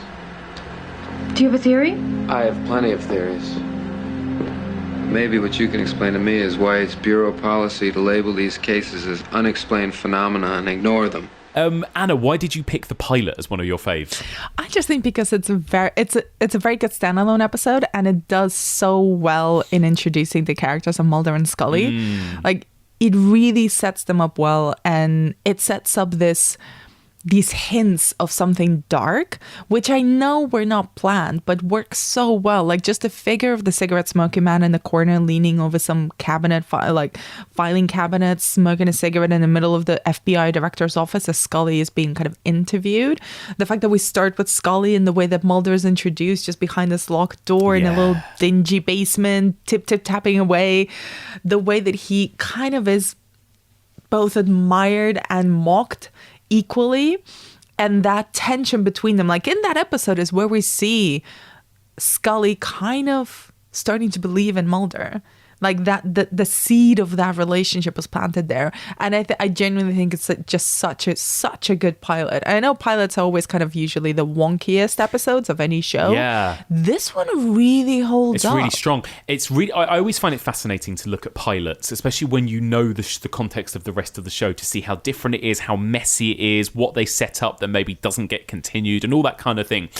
It is a really strong pilot, and actually something we should probably mention as well, to go off on a tangent already, but I think it's probably no surprise to most X-Files fans out there listening that most of our favourite episodes are seasons 1 to 4, right? I mean, a lot of shows out there, people say, oh, it gets really good once you get through to season 2, or oh, wait till you get like, even Succession, I remember people saying to me, you've got to get to like halfway through series 1 and then it really gets you. And people said that about Breaking Bad and all these other shows. X-Files, like you've just mentioned, is pretty much spot on from season 1, episode 1, isn't it? In fact, you could argue that I think a lot of people, for a lot of people, season 1 and season 2 and these early stuff is the best stuff in the history of the show, isn't it? So that's a really interesting thing too. So great. Such a good first season. Yeah, really strong first season. So pilot, season 1, episode 1, that was your first choice. Now we're going to go on to the next choice, which both of us listed, which is season 1, episode 3, Squeeze. Think there's anything inside? Oh my God, Mulder. It smells like... I think it's bile. Is there any way I can get off my fingers quickly without betraying my cool exterior? This was basically the first Monster of the Week episode, wasn't it, really? Because 1 and 2 are both kind of mythology episodes. This is such a famous episode, and I know for so many people it's like they gave them nightmares as kids. This is the story of Mulder and Scully, who search for a sort of humanoid killer whose savage murder spree reoccurs every 30 years. And this particular killer, as the title suggests, he's played by creepy Doug Hutchinson, and he can squeeze through really small spaces. And there's just loads of horrible stuff about his character, isn't there? Like, he can creep in through any kind of crevice in order to get you. And he creates a kind of nest out of, like, newspaper and phlegm and bile and stuff, which is where he, like, hibernates for 30 years at a time. It's just a really horrible, really creepy episode of television, isn't it? It's kind of the perfect combo of both a serial killer narrative, because he is a serial killer, Yeah.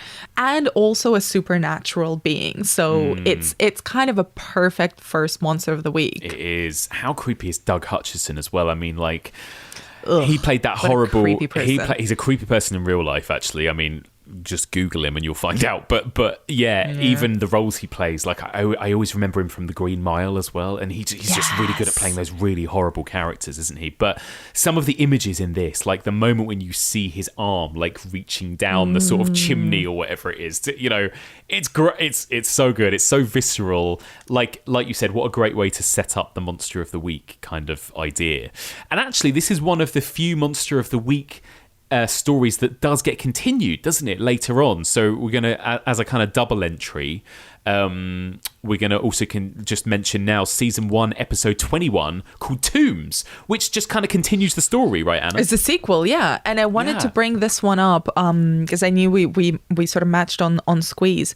Is because Tombs expands the creepiness it does. of Hutchinson's character, and it's the first one. Like they didn't know that they were gonna bring the character back, but they did leave an open door at the end of Squeeze. And I'd argue that even like Tombs is even creepier because we know what he is, we know that he killed him, and he is released. So kind of a lot of us is reproving and recapturing this guy who we know is gonna kill again.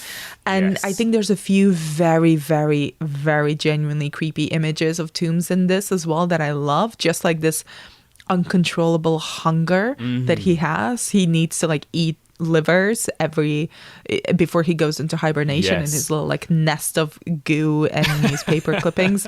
And I think like it's also a very good episode to show just how difficult it is for Mulder, even when he is absolutely fucking right, and we as the audience know that he is right, to make people believe. It's like, I'm here trying to like save people from being murdered by this dude. Like, if you don't believe he's a like supernatural being or like a weird paranormal oddity, at least believe that he's a serial killer who will murder again. Yeah. And how difficult, like how much he puts himself on the line to protect people. He literally runs in constantly several times for this episode to prevent Tombs from murdering someone. Yeah, it's so good, actually. Yeah, you're right. It really kind of reckons with that idea of like, okay, so they caught this monster, but now how do you actually put him away in a court of law? And it has this courtroom scene where, you know, Mulder has to say, yeah, he goes into hibernation every 30 years and then he preys on people and blah, blah, blah. And it's like, of course that's going to get laughed out of court. And it deals with the kind of follow-up of a horror episode like Squeeze in a really, really good way, doesn't it?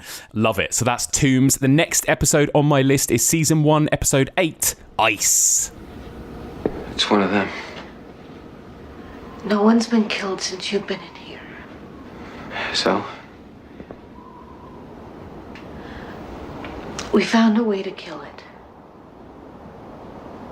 2 worms in one host will kill each other. You give me 1 worm, you'll infect me. If that's true, then why didn't you let us inspect you? I would have, but you pulled a gun on me. Now I don't trust them. I want to trust you.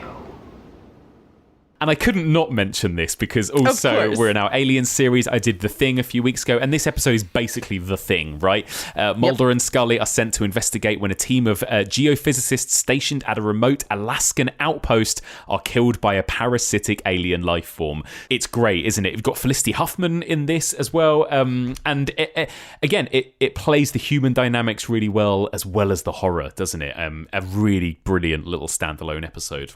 Okay, we're going to jump to your next pick, Anna, which is Season 2. We're going to go up to Season 2 now. Season 2, Episode 13, Irresistible. Someone or something is stealing bodies. You think this grave was unearthed by aliens? Agent Scully is getting closer to the truth. You're having trouble with this case. Fine. Maybe too close. We found Agent Scully's car. We're gonna find her. Don't miss The X-Files. After Primetime Tales from the Crypt, Friday. Well, this is not a paranormal standalone episode. This is where the monster is actually human, and it's a necrophiliac serial killer who unearths bodies and desecrates bodies. And although it is implied at the beginning that it might be something paranormal, it really is just a death fetishist. Yes. And I think this film is extremely creepy because it actually makes Mulder and Scully confront the idea that some people are just as fucked up as their paranormal equivalents. And it has a very, very chilling central performance. Like there is such an edge to the guy who plays the kind of the antagonist, because he's literally looking at corpses with this unbridled, unhinged lust that is very difficult to watch.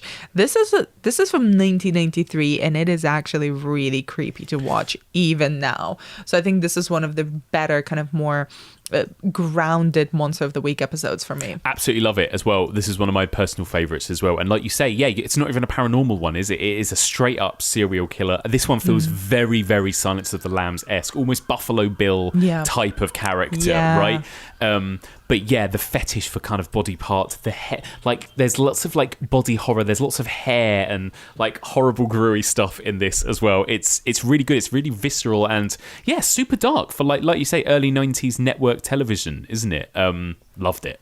Properly scary stuff. So that's Irresistible. My next pick is Season 2, Episode 14, Die Hand de Valets. They say this area is used for witches' ceremonies. They? Well, everybody and anybody who lives around here knows about the things go on in this town. They say there are people who control things. Any evidence to substantiate those rumors, Sheriff Oakes? Well, Agent Scully, look at the body. The eyes and heart have been cut up. Many homicides involve victim desecration. Well, I know he and his friends listen to devil music. The night Chicago died?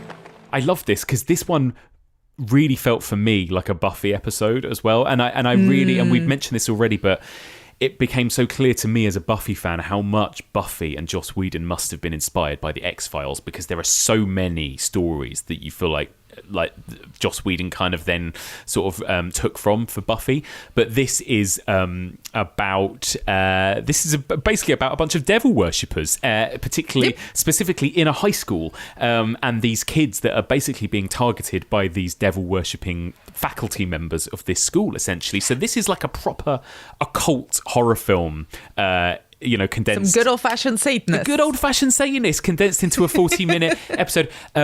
I won't say sort of who turns out to be the sort of real sort of villain in this, because I don't want to spoil it too much, but the sort of real villainous character, Satan worshipper in this, is really creepy as well. It's a really great performance. I loved it. So that is Season 2, Episode 14. Next one I want to mention on my list is Season 2, Episode 20, called Humbug. Not Having known the deceased personally, I'm in no position to perform a proper eulogy. I'm sure he was a nice guy, etc., etc. But as an admirer of the man's work, I am in a position to perform an impromptu tribute in his honor, namely ramming this spike into my chest! This is also a favorite. Oh my god! Yeah. What a fun episode! This was the first one written by Darren Morgan, who I know a lot of people kind of cite as one of their favourite writers on the show. This is basically the story of Mulder and Scully searching for a killer in a Florida town which is inhabited by sideshow performers. So essentially, it's this kind of circus. Sort of sideshow episode with this kind of murder mystery going on. A lot of the actors in it and the supporting actors were real sideshow performers at the time. You also have people like Michael J. Anderson, the man from Another Place from Twin Peaks, who's in this. And it's a really fun balance of sort of creepy moments with real humour as well. Like, I think it's one of the first episodes I remember in my watch through that really made me laugh as well. Like some proper funny character moments, some really quirky moments when Mulder and Scully are at this funeral at the beginning and they kind of looking around at some of the people around them at the funeral. It's just really fun, isn't it? It's a really fun episode. It's got a lot of humanity to it. Yeah. It's very funny. It's basically kind of like a prequel to American Horror Story Freak Show and Malignant at the same time. Oh my god, yes. Yeah, I loved it. And that was one that came so, I mean, everyone, I wrote to, on social media, what's your favourite? What one should I watch? Everyone told me to watch Humbug. It's such a favourite, isn't it? So that's Humbug, Season 2, Episode 20. Next one, oh my God, this is another absolute fave. This was on your list, Anna. Season 3, Episode 4, Clyde Bruckman's Final Repose. You remember the first time you foresaw someone's death? 1959. What happened in 1959? Buddy Holly's plane crashed. You prognosticated Buddy Holly's death? Oh, God, no. Why would I want to do that? But I did have a ticket to see him perform the next night. Actually, I was a bigger fan of the Big Bopper than Buddy Holly. Chantilly Lace, that was the song.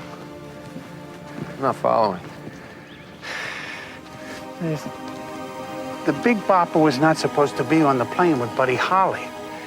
He won the seat from somebody else by flipping a coin for it. I'm still not following. Imagine all the things that had to occur, not only in his life, but in everybody else's, to arrange it so that on that particular night, the Big Bopper would be in a position to live or die depending on a flipping coin. I became so obsessed with that idea that I gradually became capable of seeing the specifics of everybody's death. I mean, this was one of the ones where we overlap because it's just such a good episode. Also written by Darren Morgan.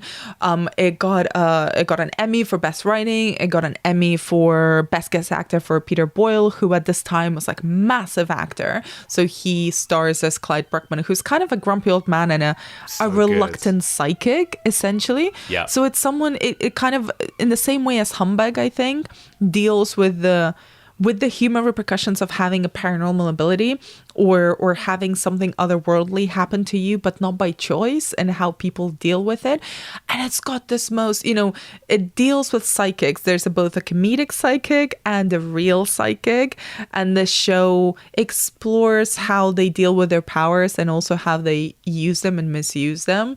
And there's kind of little hints of a mythology thing. Like there's some genuine creepiness, like when Clyde Bruckner tells Scully that she doesn't die. Yes. Like, ever. I loved that line. And it's a meditation on mortality as well. There's this beautiful scene where Clyde Bruckner talks about how he sees this recurring nightmare that he has of seeing himself dead and decomposing. And it's visualized, it's shown, and at the same time as we hear Peter Boyle deliver the monologue. And it's really gorgeous. It's like it's one of those episodes where it's tapping into something very profound and very human while also being a very good standalone kind of sci-fi episode. I mean, I think this might be in my opinion, the best written episode of X-Files. Like, I was gobsmacked by the writing of this and just how clever the story is and how contained it is. And it's got this really, like, a lot of the X-Files episodes are kind of open-ended. This really felt like it sort of tied everything up really cleverly whilst also leaving enough kind of little nuggets of ambiguity throughout, right? But also I love that kind of high concept idea of this man can predict people's deaths, potentially predict his own, and then does knowing the outcome of your death change it, and all of those kind of really fun sci-fi ideas that this deals with. And like you said, it's got so much heart as well. It's like, what a brilliant episode of television that is. It absolutely deserved the best writing Emmy for that one. So that's Clyde Bruckman's Final Repose. Next episode, another really creepy one. This is season 3, episode 17, called Pusher. Cerulean blue. Okay, we get it. It's a nice shade of blue. Cerulean blue. Cerulean makes me think of a breeze. A gentle breeze. Hey, Mr. Blackwell, put a sock in it. Cerulean is a gentle breeze. Cerulean, a gentle breeze.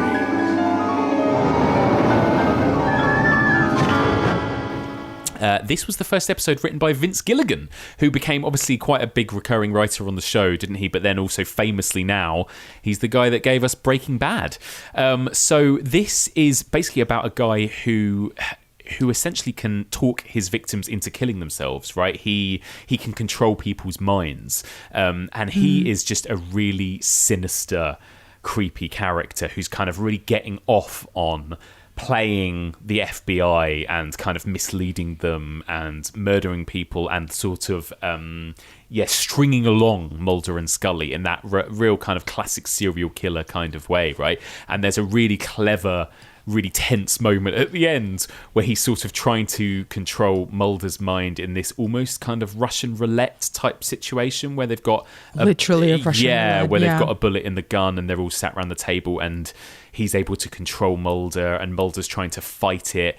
It's an amazing set piece, isn't it? But are you a fan of this episode as well, Anna? Yeah, very much so. And it's also one where we actually see in the narrative of the characters throughout the seasons. Now we see just how intensely Mulder and Scully feel for each other, because Mulder in that final Russian roulette scene isn't that hesitant about potentially killing himself, but the minute the pusher kind of makes him point the gun at Scully, it's a moment of just absolute wrestling against this supernatural ability that this man has to protect his partner. Yes. So I think it's a really, really good character episode as well, where we see just how intensely they feel for one another. Oh, so good. So there you go. The first entry from Vince Gilligan.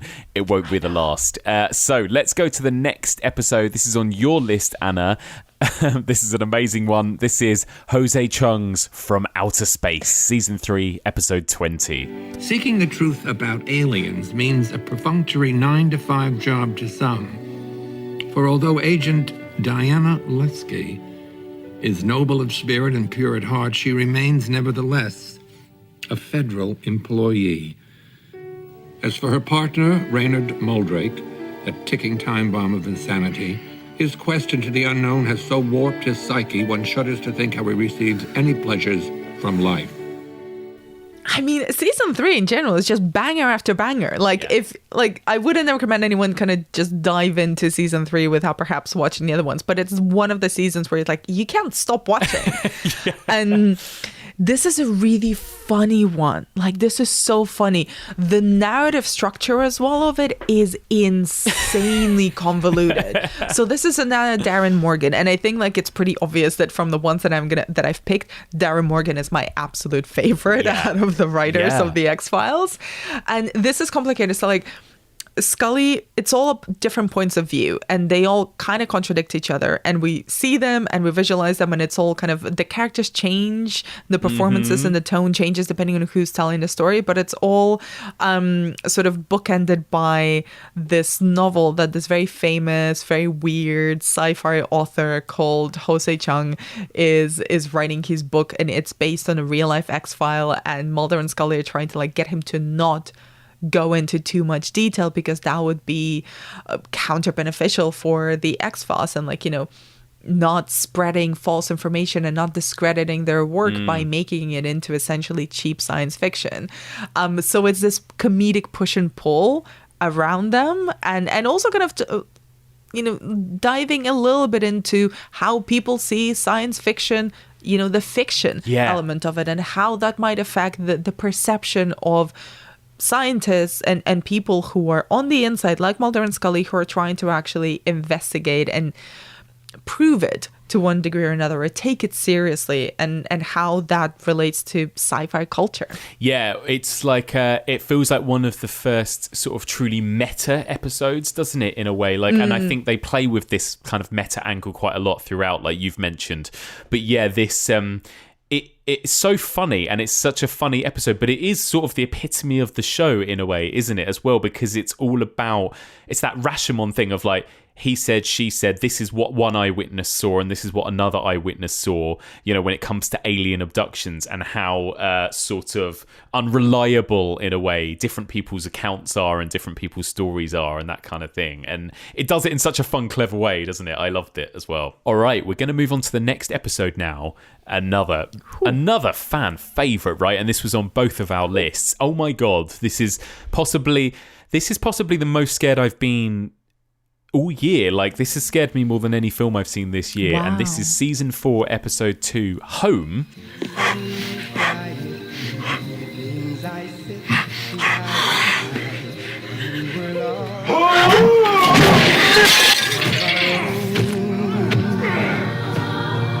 I feel the glow of your unspoken love.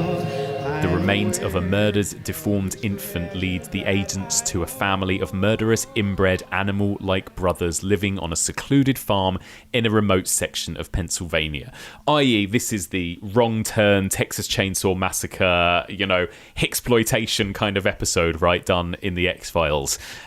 Famously, it was one of the only episodes to, I think, be like, originally it wasn't shown, or it was banned or something, or not allowed to be shown in America. It received a TVMA rating, got viewer discretion warnings and graphic content warnings before it and everything, and basically the network pulled from syndication. I think it got pulled from syndication. The network found it too much, too frightening, and it really is fucking scary, like really genuinely, like proper horror movie scary, this one, isn't it? What do you think of this one? It's more fucked up than the Texas Chainsaw Massacre. And it's I know it's been compared a lot to the work of Toby Cooper and to that film in particular, but that sort of, it's the implications of it. Yes, I think it's deranged much more than the on-screen violence are so intense, and is so much about kind of inbreeding and body horror and kind of this very weird isolationism that is just, you don't want to see it. The mere idea of it is quite troubling, and the way that like Mulder and Scully eventually sort of tie 2 and 2 together, like, oh, this is more fucked up than they imagined. This is not aliens. This is just people being messy in very intense ways. I thought it was so scary. Like, there are so many moments in this that scared me, but like, there's a sort of home invasion scene involving the sheriff of the town, right, and his wife. The way that is it's directed by Kim Manners, this episode, who directed loads of episodes, and he really nailed that kind of horror tone in this, right? And yeah, it is. That scene's incredible with the home invasion, and then later there is a sort of reveal of a character under a bed, which Mrs. really. Peacock. It really haunted my nightmares. It's like, that's the stuff of genuine nightmares. The screams.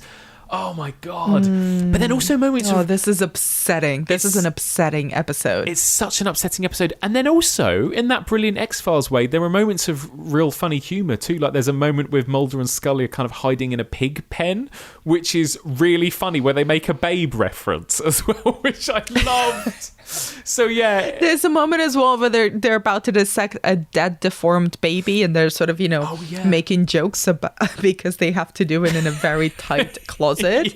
You're like, this is not the moment for flirting.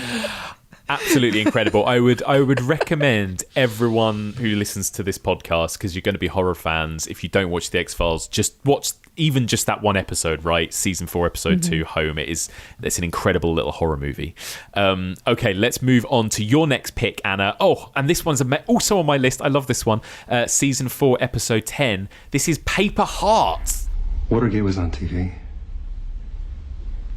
You and your sister were sitting in front of it, playing a board game with little red and blue plastic pieces. And you wanted to watch a TV show, the one with Bill Bixby. What the heck was the name of that thing? How could you know what I said? I was watching from the window. I was very careful. If that's true, tell me where my sister is. So Paper Hearts is another one where it's much more a serial killer story than it is a paranormal story, and it's about an imprisoned serial killer who Mulder has had a previous encounter with, who starts to essentially fake knowing more information about other unsolved disappearances of little girls, and specifically of Mulder's sister. And it's intensely creepy because, again, you want to believe that there is something bigger to do with Mulder's sister and her disappearance. And it's very heartbreaking. It's another episode written by Vince Gilligan. And it's this moment where the idea that perhaps his sister was just murdered and abused by a serial killer is devastating. Like, you want to believe the alien storyline, because the very human possibility of her having been murdered by the serial killer is too creepy, it's too sad. Yeah. And the performance by the actor, like, it's all about the abduction of a little girl, and it becomes very personal for Mulder for all the reasons, because of his sister. And it's also a way for him to right a wrong. So he does something that he hadn't done in a previous moment in his career, and that choice kind of haunts him. So he decides whether to save a little girl or to potentially get an answer for his loss, for the disappearance of his sister. So it's a very big character moment as well, and it is creepy in the same way as Irresistible is creepy. It's creepy because it's a real life person. It's a human man who is just irredeemable and very creepy to see him kind of fully go for the not over the top, just kind of the right amount of sliminess that makes your skin crawl. Yes. Because you know that people like that exist. Yeah. And that's kind of devastating to see. It is. It's devastating, isn't it? It's a really clever episode because it's one of the few we've talked about so far that is like a Monster of the Week episode that weaves into the mythology potentially too, right? In that it references Mulder's sister. And it does, like you say, it really kind of gives you that real world reckoning in a way that makes you go, oh no, like... You kind of want it to be about aliens, you want it to be supernatural, and when it's just this really human story of, oh, maybe, like you say, maybe his sister was actually just abducted and murdered, it suddenly it's horrible. It's a really devastating episode, and like you say, really powerful performances. Something about it gave me a bit of a Twin Peaks vibe, this one as well. I don't know if you found that. Like, it starts off with him having dreams and following his dreams to find where these clues are, which is like a very Agent Cooper thing, isn't it? And also this idea of this girl having something happen to her that you kind of want to believe is supernatural, but maybe is something actually really real life and disturbing, is a very Twin Peaksy thing as well, Laura Palmer type thing in a way. I loved it. Another fucked up episode from Vince Gilligan. And then next, this is another really good one. Another fucked up episode from Vince Gilligan. Oh my God, Yay. Another fucked up Vince Gilligan episode on your list. Anna, you've got season 4, episode 12, Leonard Betts. We've got Mrs. Tanner going into the ER, but she took a downturn en route. They defibrillated her to try and get her heart back, but there's no chance of getting anything cogent from her. Not tonight anyway. What about on your end? Well, we're going house to house here. That's the only thing I can think to do. We got a chopper coming in, but until then, I'd say Betts has got a pretty good chance of getting away. If he steals a car, gets a ride, he could get away for good. I mean, he obviously worked this thing out pretty well, Scully. So if there's anything you can get out of Mrs. Tanner tonight, anything at all, at this point we don't have much else to go on. Mulder, get over here right now. What? Get over here right now.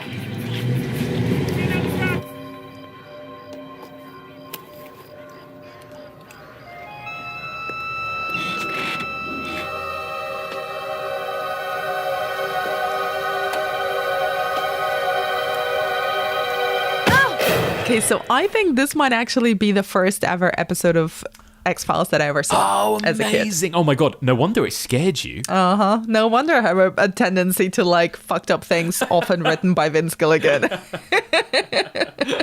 So this is, again, a Monster of the Week episode in season 4. And the mystery is that there is a headless corpse of a paramedic called Leonard Betts who is discovered. And it actually turns out that this paramedic can regenerate himself. So the headless corpse is never really dead. He kind of revives.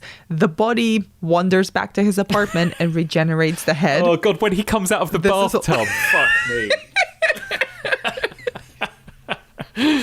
So that is the premise. This is very much like a Tombs, where actually Leonard is not a bad dude. He is not a villain. He is he has this ability that is never like fully explained. It's a physiological ability, and he is a great paramedic. He has an award.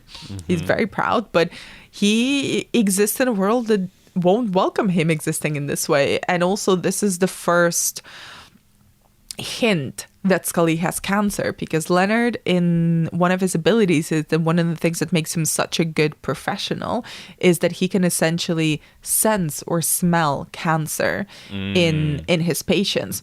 And the way that that's explained in the show is that, and when they do the autopsy on him, he's essentially all cancer. All of him is cancerous cells. Yes. So it's intensely fucked up visually. There's a lot of like very sad body horror. A lot of body horror that's in a this. thing. Yeah.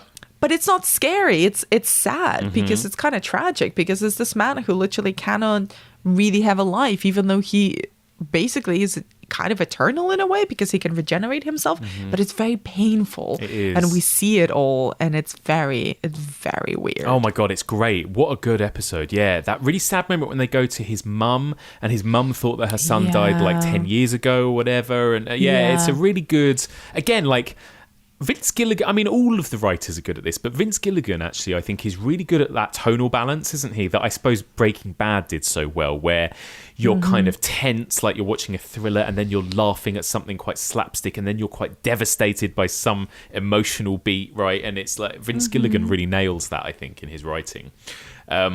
Next up, oh God, this is another really sad one on your list, Anna. Next up, we're going to, this is one of the mythology episodes, season 4, episode 14, Memento Mori.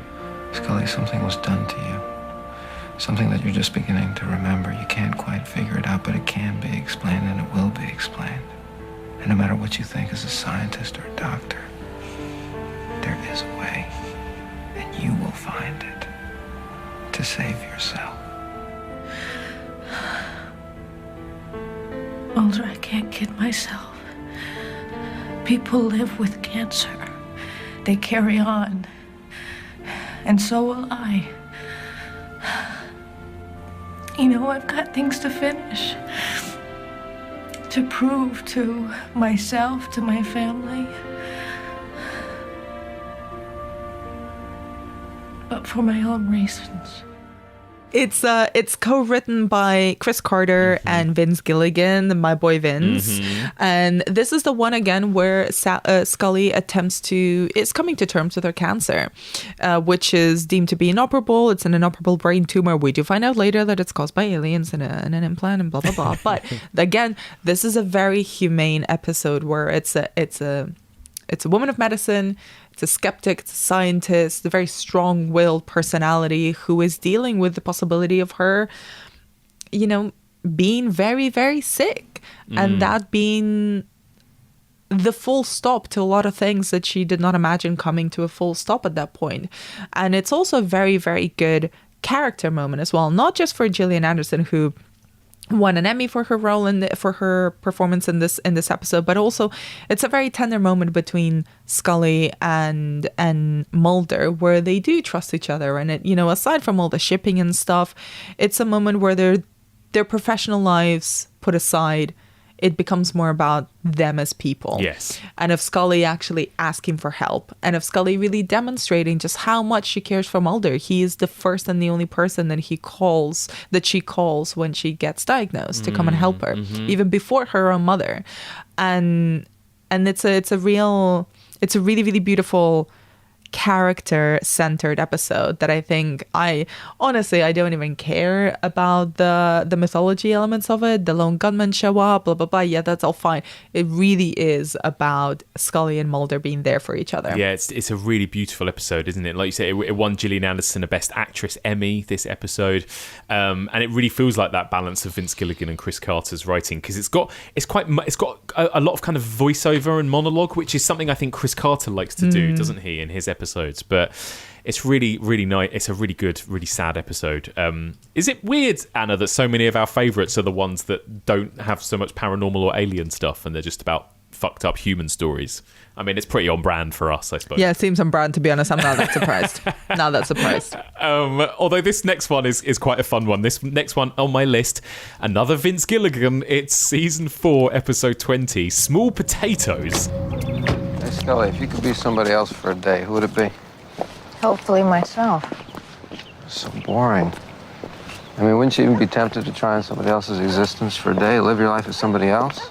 Looking like someone else, Mulder, and being someone else are completely different things. Well, maybe it's not. I mean, everybody else around you would treat you like you were somebody else. I mean, ultimately, maybe it's other people's reactions to us that make us who we are.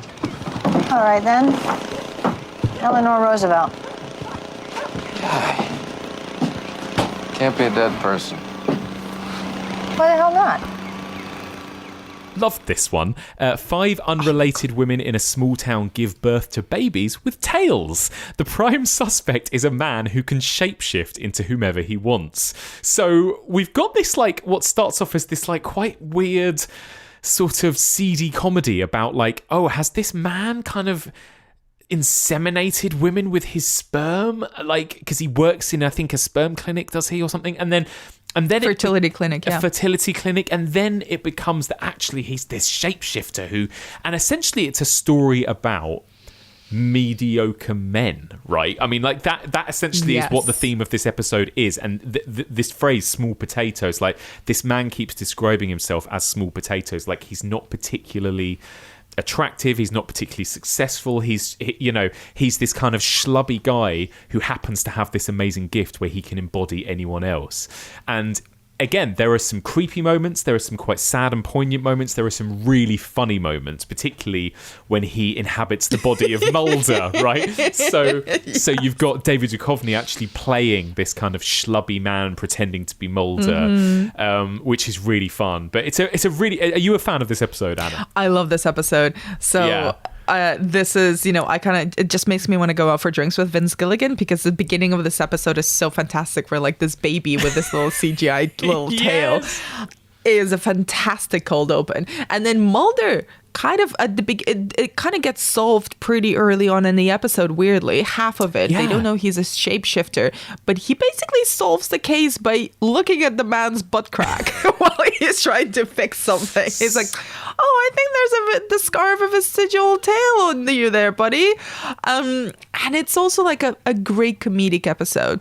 It's amazing as a showcase for Duchovny, but also because when the small potatoes dude is shapeshifting as Mulder, he pokes so much fun at Mulder. Yeah. And Mulder is such in a roundabout way, it's a character piece for Mulder, because one of the recurring gags of the X-Files is that Mulder doesn't have a bed and in his apartment. And kind of when he goes into his apartment, he's like, yeah, this is all great. Where do I sleep? Yeah, where the fuck is the bed? And then he tries to seduce Scully, and that's like a moment where they almost kiss, and then the real Mulder comes in and he sees this, and the fake Mulder is like, nah, fuck. Yeah. Almost got there. And it's really, really funny. And then also quite sad, because when at the end, when they confront each other, and he's in jail, he's like, I'm a loser by birth. Like, I'm not going to change. I'm small potatoes. But you choose to be a loser. You have all of these things that you're born with that are great, and you do nothing with it. Yeah. It's so good, isn't it? What a fun episode that is. Yeah, I'm a big fan of that one. So that's Small Potatoes, season 4, episode 20. All right, we're going to move on to next on our list. This is on your list, Anna, although I mean, of course this is on your... This felt like... It literally felt like this episode of television was made for Anna. This is season 5, episode 5, The Postmodern Prometheus. We should go, Mulder. The prisoner's in the car. This is all wrong, Scully. This is not how the story's supposed to end. What do you mean? Dr. Frankenstein pays for his evil ambitions, yes, but the monster is supposed to escape to go search for his bride. There's not going to be any bride, Mulder. Not in this story. Well, where's the writer? I want to speak to the writer.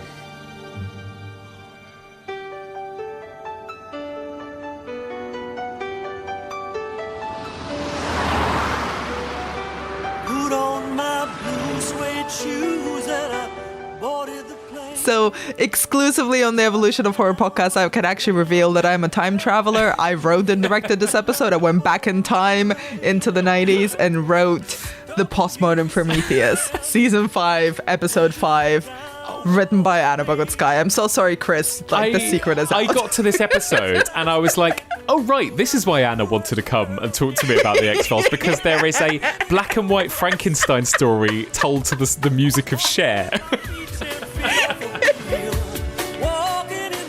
I think this is the best episode of the show. Nice. Amazing. I think this is the best episode of the entire show. Prove me wrong. Come at me. Nothing is better than this episode. It's got every element I love. It's got it's beautiful. The cinematography is stunning. It's got big Night of the Hunter vibes. Oh yeah. It's a retelling of the Frankenstein story, and I love Frankenstein, and it gets the whole point of Mary Shelley's story. It gets. And it's set to the music of Cher. It's set to the music of Cher, and there's a Cher impersonator at the end. Also, what's the Cher film where she has Mask? Sorry? Mask. Yes, Mask as well. It's also riffing on Mask, isn't it, as well? I was like, this is like crack for Anna. I love it.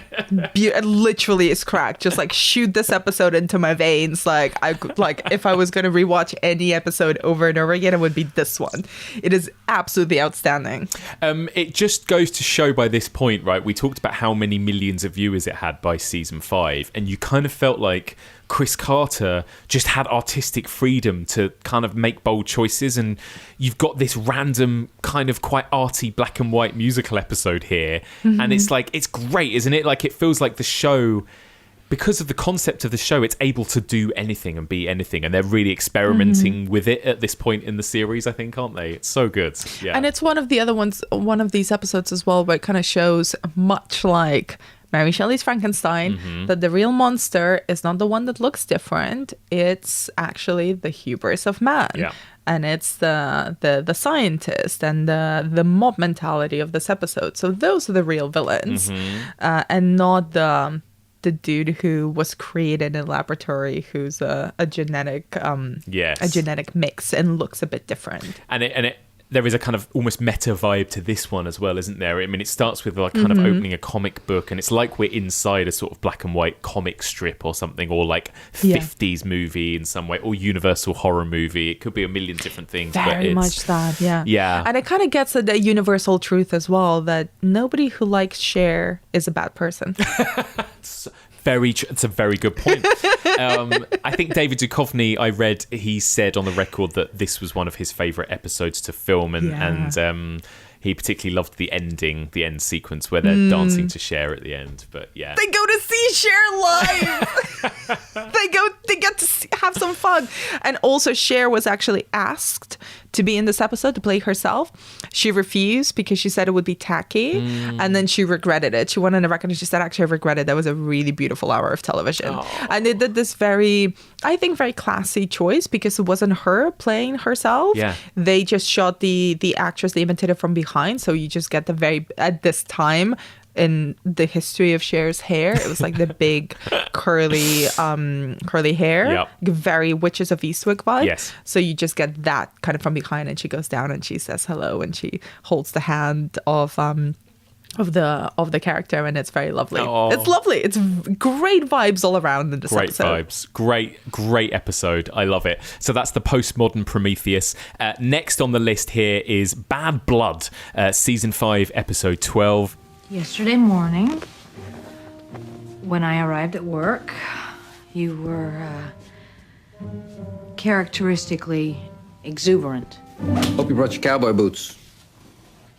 You want us to go to Dallas? Yeehaw! Actually, a town called Cheney, about 50 miles south of there, population 361. By all accounts, very rustic and charming, but as of late, ground zero, the locus for a series of mysterious nocturnal exsanguinations. Exsanguinations? Of whom? Another Vince Gilligan classic here. Scully and Mulder each recount their versions of events that led Mulder to drive a stake through the heart of a Texas teenager he claims was a vampire. Incredible. This episode blew me away. So good. Again, it's a little bit like the... a little bit like the Jose Chung episode. A little bit like the Jose Chung episode, right? It's got that kind of Rashomon vibe where you've got two different accounts of what happened, but it's really playing on Mulder and Scully's characters. Again, you can just see by this point they're all having so much fun with their characters, I think, and it really emphasizes their differences, doesn't it? Where you've got Mulder's interpretation of the story is like Scully is really dismissive, really miserable, and Scully's interpretation of the story is like Mulder's like manic and so kind of over the top. They get to have real fun with that. Also, it's got a hilarious performance from Luke Wilson in this as well. So funny. It also gets a very rare instance of jealous Mulder. Yes. Because in his retelling of the story, not Luke Wilson, sorry. Yeah, it is Luke Wilson. Luke Wilson. Yeah. Yeah, not Owen, sorry. The Luke Wilson is kind of portrayed as buck-teeth and very slow and kind of, not attractive. And in Scully's version of the telling, they're kind of vibing. Yeah. And you can tell which one is closest to the truth because Mulder gets jealous of Scully getting any attention from anyone else. I love it. It's a really fun, and again, it's a vampire episode as well. I mean, it's really... There are real vampires, yeah. It's a really, really fun, again, it's just like great storytelling from Vince Gilligan in this. It's one of the very funny episodes, but it's great. Loved it. So that's Bad Blood. We're nearly there. The next episode we're going to talk about is Drive. This is one of my list, season 6, episode 2. Yeah. You think I don't know, huh? You think I'm just some ignorant pudknucker, don't you? But I get it, man. I see what this is. I am not sick and I do not have the flu.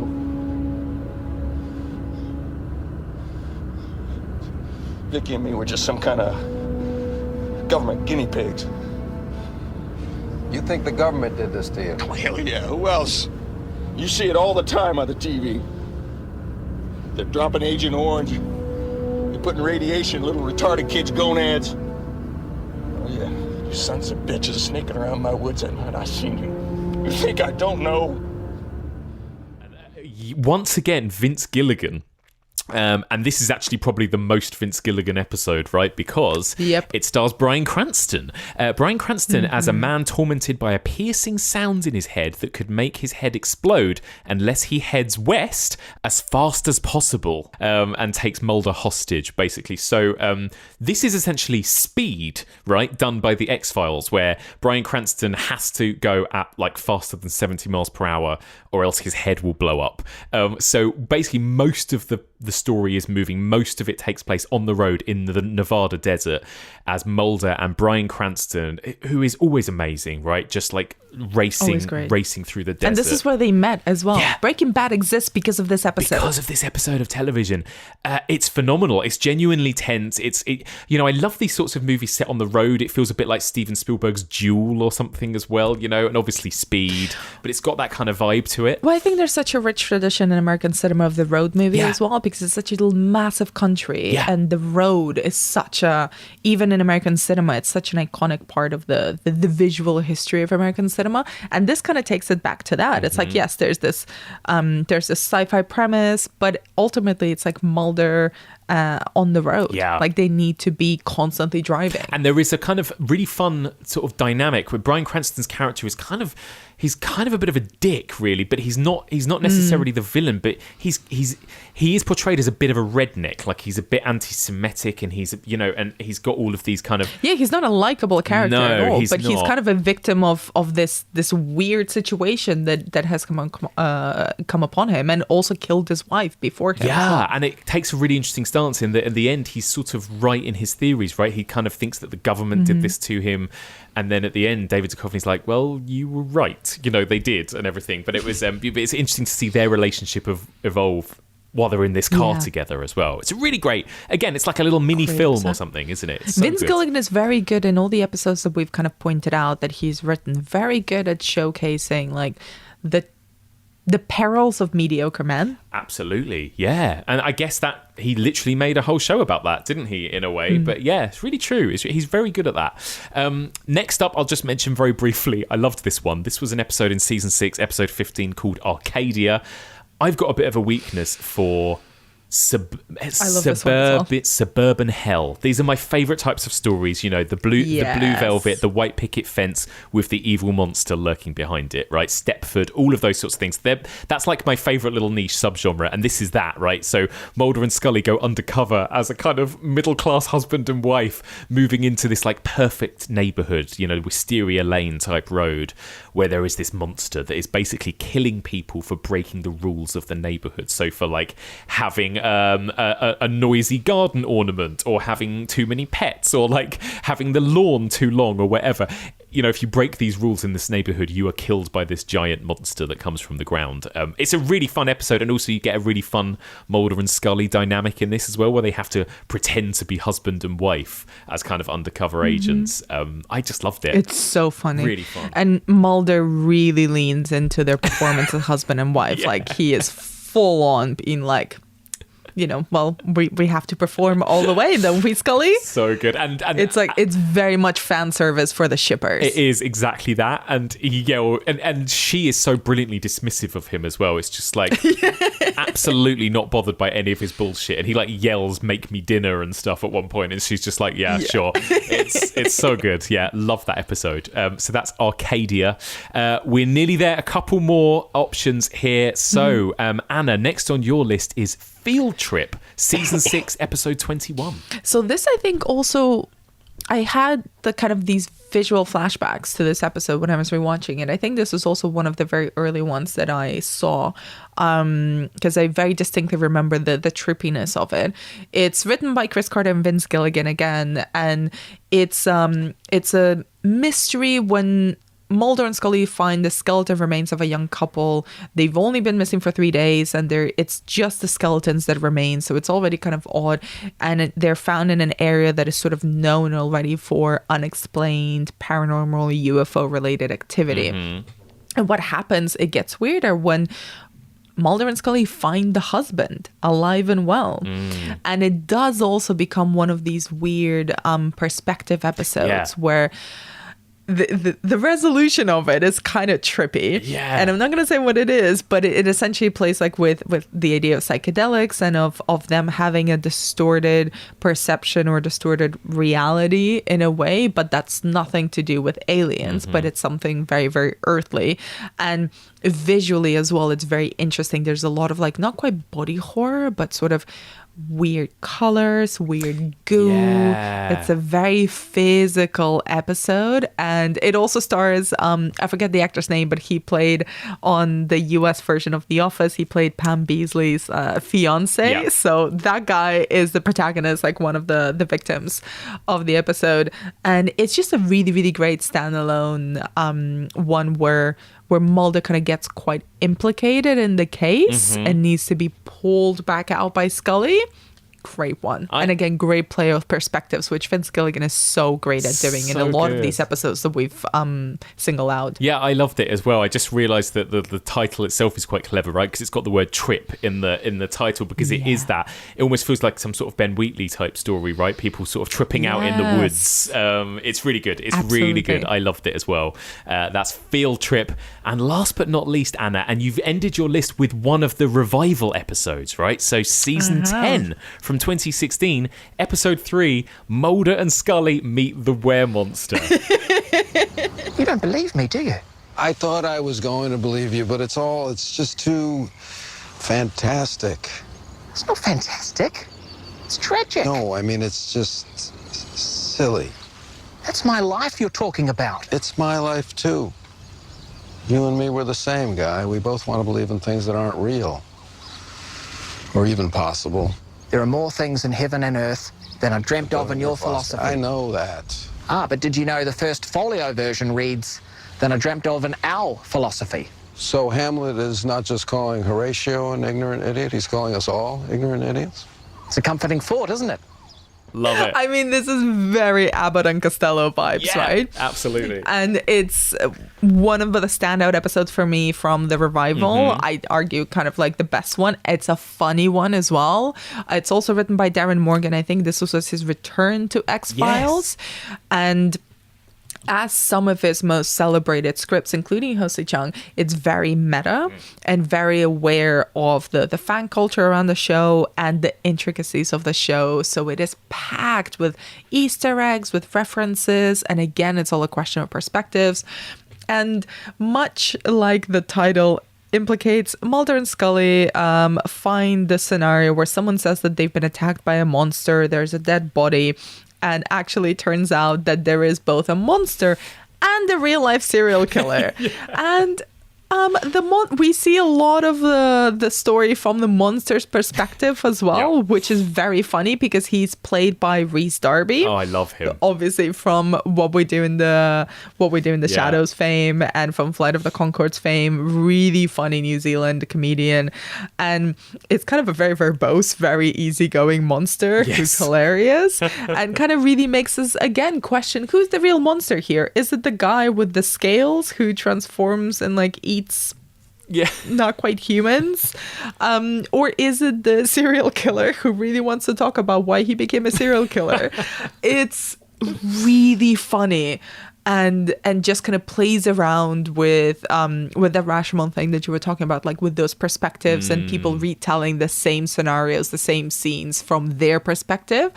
It's one of the funniest standalone ones. It's so good, isn't it? And I guess that Rashomon motif is so important to a show like The X-Files because it always comes down to, doesn't it, sort of that idea of what is the truth and what isn't, and these always come down to eyewitness accounts. So it's such an important device, and they use it to such different ends in X-Files. Like they use it for comedy, they can use it for horror, for emotional purposes. It's so clever. So there you go. That's how 20 episodes. I'm gonna quickly whiz through them one more time. So our top 20 in chronological order. We've gone with the pilot. Then Squeeze/Tombs, which we've cheated into one entry. Then Ice. Then in Series 2, we've got Irresistible, Dihan de Villettes, and Humbug.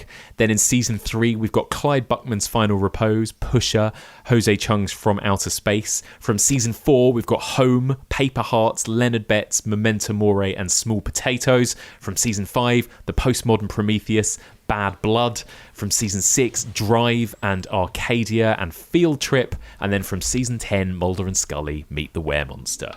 I mean, Anna, that's a banging list, right, for anyone to dip into, I reckon. Absolutely. And they're kind of tonally very different as well, which I think is a good cross-section of how very different the standalone episodes of X-Files can be. Yes, definitely. Anything you want to mention very briefly? Any honourable mentions that didn't make your 10? I think for me, Chinga is good. It's also scripted by Stephen King, which is the creepy doll. Important. Yeah, creepy doll. Yeah. Triangle is a very interesting kind of time travel, alternative reality Bermuda Triangle one, which is also very much like an event. It was directed and written by Chris Carter. Yes. X-Cops, which was like a crossover between Cops and X-Files. So like a kind of police camera surveillance type show, wasn't it? That was really fun. And I would say Hollywood AD as well, because it's directed and written by David Duchovny, and it is like essentially a Hollywood movie is being made about the X-Files, and so good. There's also a sort of biblical paranormal story there, and it's very much poking fun at David Duchovny at Hollywood. It's a lot of fan service, and it's really, really fun. Like he got a lot of his friends. There's a lot of sort of inside jokes in the episode. His then wife Téa Leoni plays Scully in the fictional version of the X-Files that they're shooting, and his friend Gary Shandling plays Mulder in the film. Like it's a very funny stand-up. There's like a scene where they do this like Rock Hudson Doris Day split screen thing where they're in the bubble bath talking on the phone to each other, and Skinner gets involved. This FBI assistant director Skinner gets involved as well. So it's a three-way parted split screen. It's so funny. Really fun. It's very funny. I loved that one as well. A couple more for me. Darkness Falls from season 1, which is about creepy sort of moth creatures in the woods. Didn't like that. It made my skin crawl. War of the Cockroaches. I don't actually know how to pronounce that. Cockroach one? Yeah, it's the killer cockroach one. Oh my God. Loved that one. How the Ghost Stole Christmas, which I thought was a fun kind of Christmas ghost story one. Lily Tomlin as a sort of homicidal ghost. Loved it.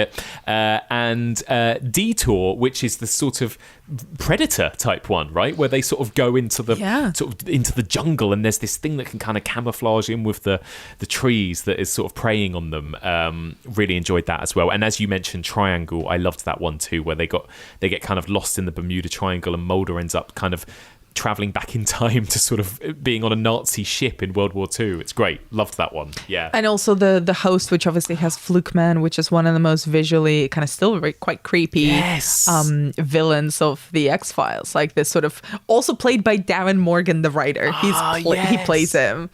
This sort of like weird warm man with this kind of like sort of anus mouth with teeth or something as well. Grim. Very, very grim. Well, there you go. We could go on forever, but I'm going to wrap us up because we've already been talking for over 2 hours. Anna, thank you so much. What an absolute joy this has been to after all of these weeks we've been rewatching, to get to chat about it. It's been like therapy. I've loved it. I think I've exercised the X-Files from my system. As much as I love them, I'm okay. I want to take like a little break from Mulder and Scully for a while, because we've been spending a lot of time together. Unless anyone listening to this wants to commission me and Anna to do like a full X-Files recap podcast, fine, get in touch. Amazing. Well, Anna, thank you so much, and just remind people where they can find more of your work and more of your stuff out there online. So I write for several outlets, so I post all of those on my Twitter. You can follow me at Anna B Demented, and I host the weekly horror podcast The Final Girl. So we're currently looking at teen horror, and also it's coming back now because I've delivered on my project, so I can do it again. We're recapping American Horror Story with my friend Clarice Luckery over on The Next Supreme. So those are my 2 main podcasts that I do. Amazing. Anna, thank you so much. Always a pleasure, Mike. Wow, we did it. That's it for this week. Thank you so much for listening, and a huge thank you to my brilliant guest, Anna Bogutskaya. That was an epic discussion of an epic show. And of course, as I'm sure you're aware, there is so much we could have said. There's so much more we could have discussed and unpicked. But alas, we only have so much time. We only were able to scratch the surface of this brilliant show. But I hope you enjoyed listening to the discussion, and I would love you guys to get in touch. Any favourite episodes that we didn't mention? I still haven't seen all of the episodes, so if there's anything you want to recommend to me, please do get in touch. You can email me, evolutionofhorror@gmail.com. You can also find us on Facebook, Twitter, Instagram, Letterboxd, and if you want to discuss this week's episode with fellow listeners, then you can join the discussion group. That's the Evolution of Horror discussion group, and you can find that on Facebook. If you're able to support this podcast financially and be treated to regular bonus content, then sign up to our Patreon, patreon.com/evolutionofhorror. You can find this podcast in all the regular podcast places, and if you get a second, I'd be so grateful if you could drop us a little rating and review on Apple Podcasts, as that really helps us get discovered by new listeners. So, on to next week then, and it's just 2 good old-fashioned horror movies to discuss next week. We're on the home stretch now, only a few weeks left of our Aliens series, and next week we move into the 21st century. I'm going to be joined by 2 good friends of mine, Adam Robinson and Rob Watts, and together we will be discussing M. Night Shyamalan's Signs from 2002 and Matt Reeves and J.J. Abrams' Cloverfield from 2008. Cannot wait. Join us next week for all of this and more on the evolution of horror.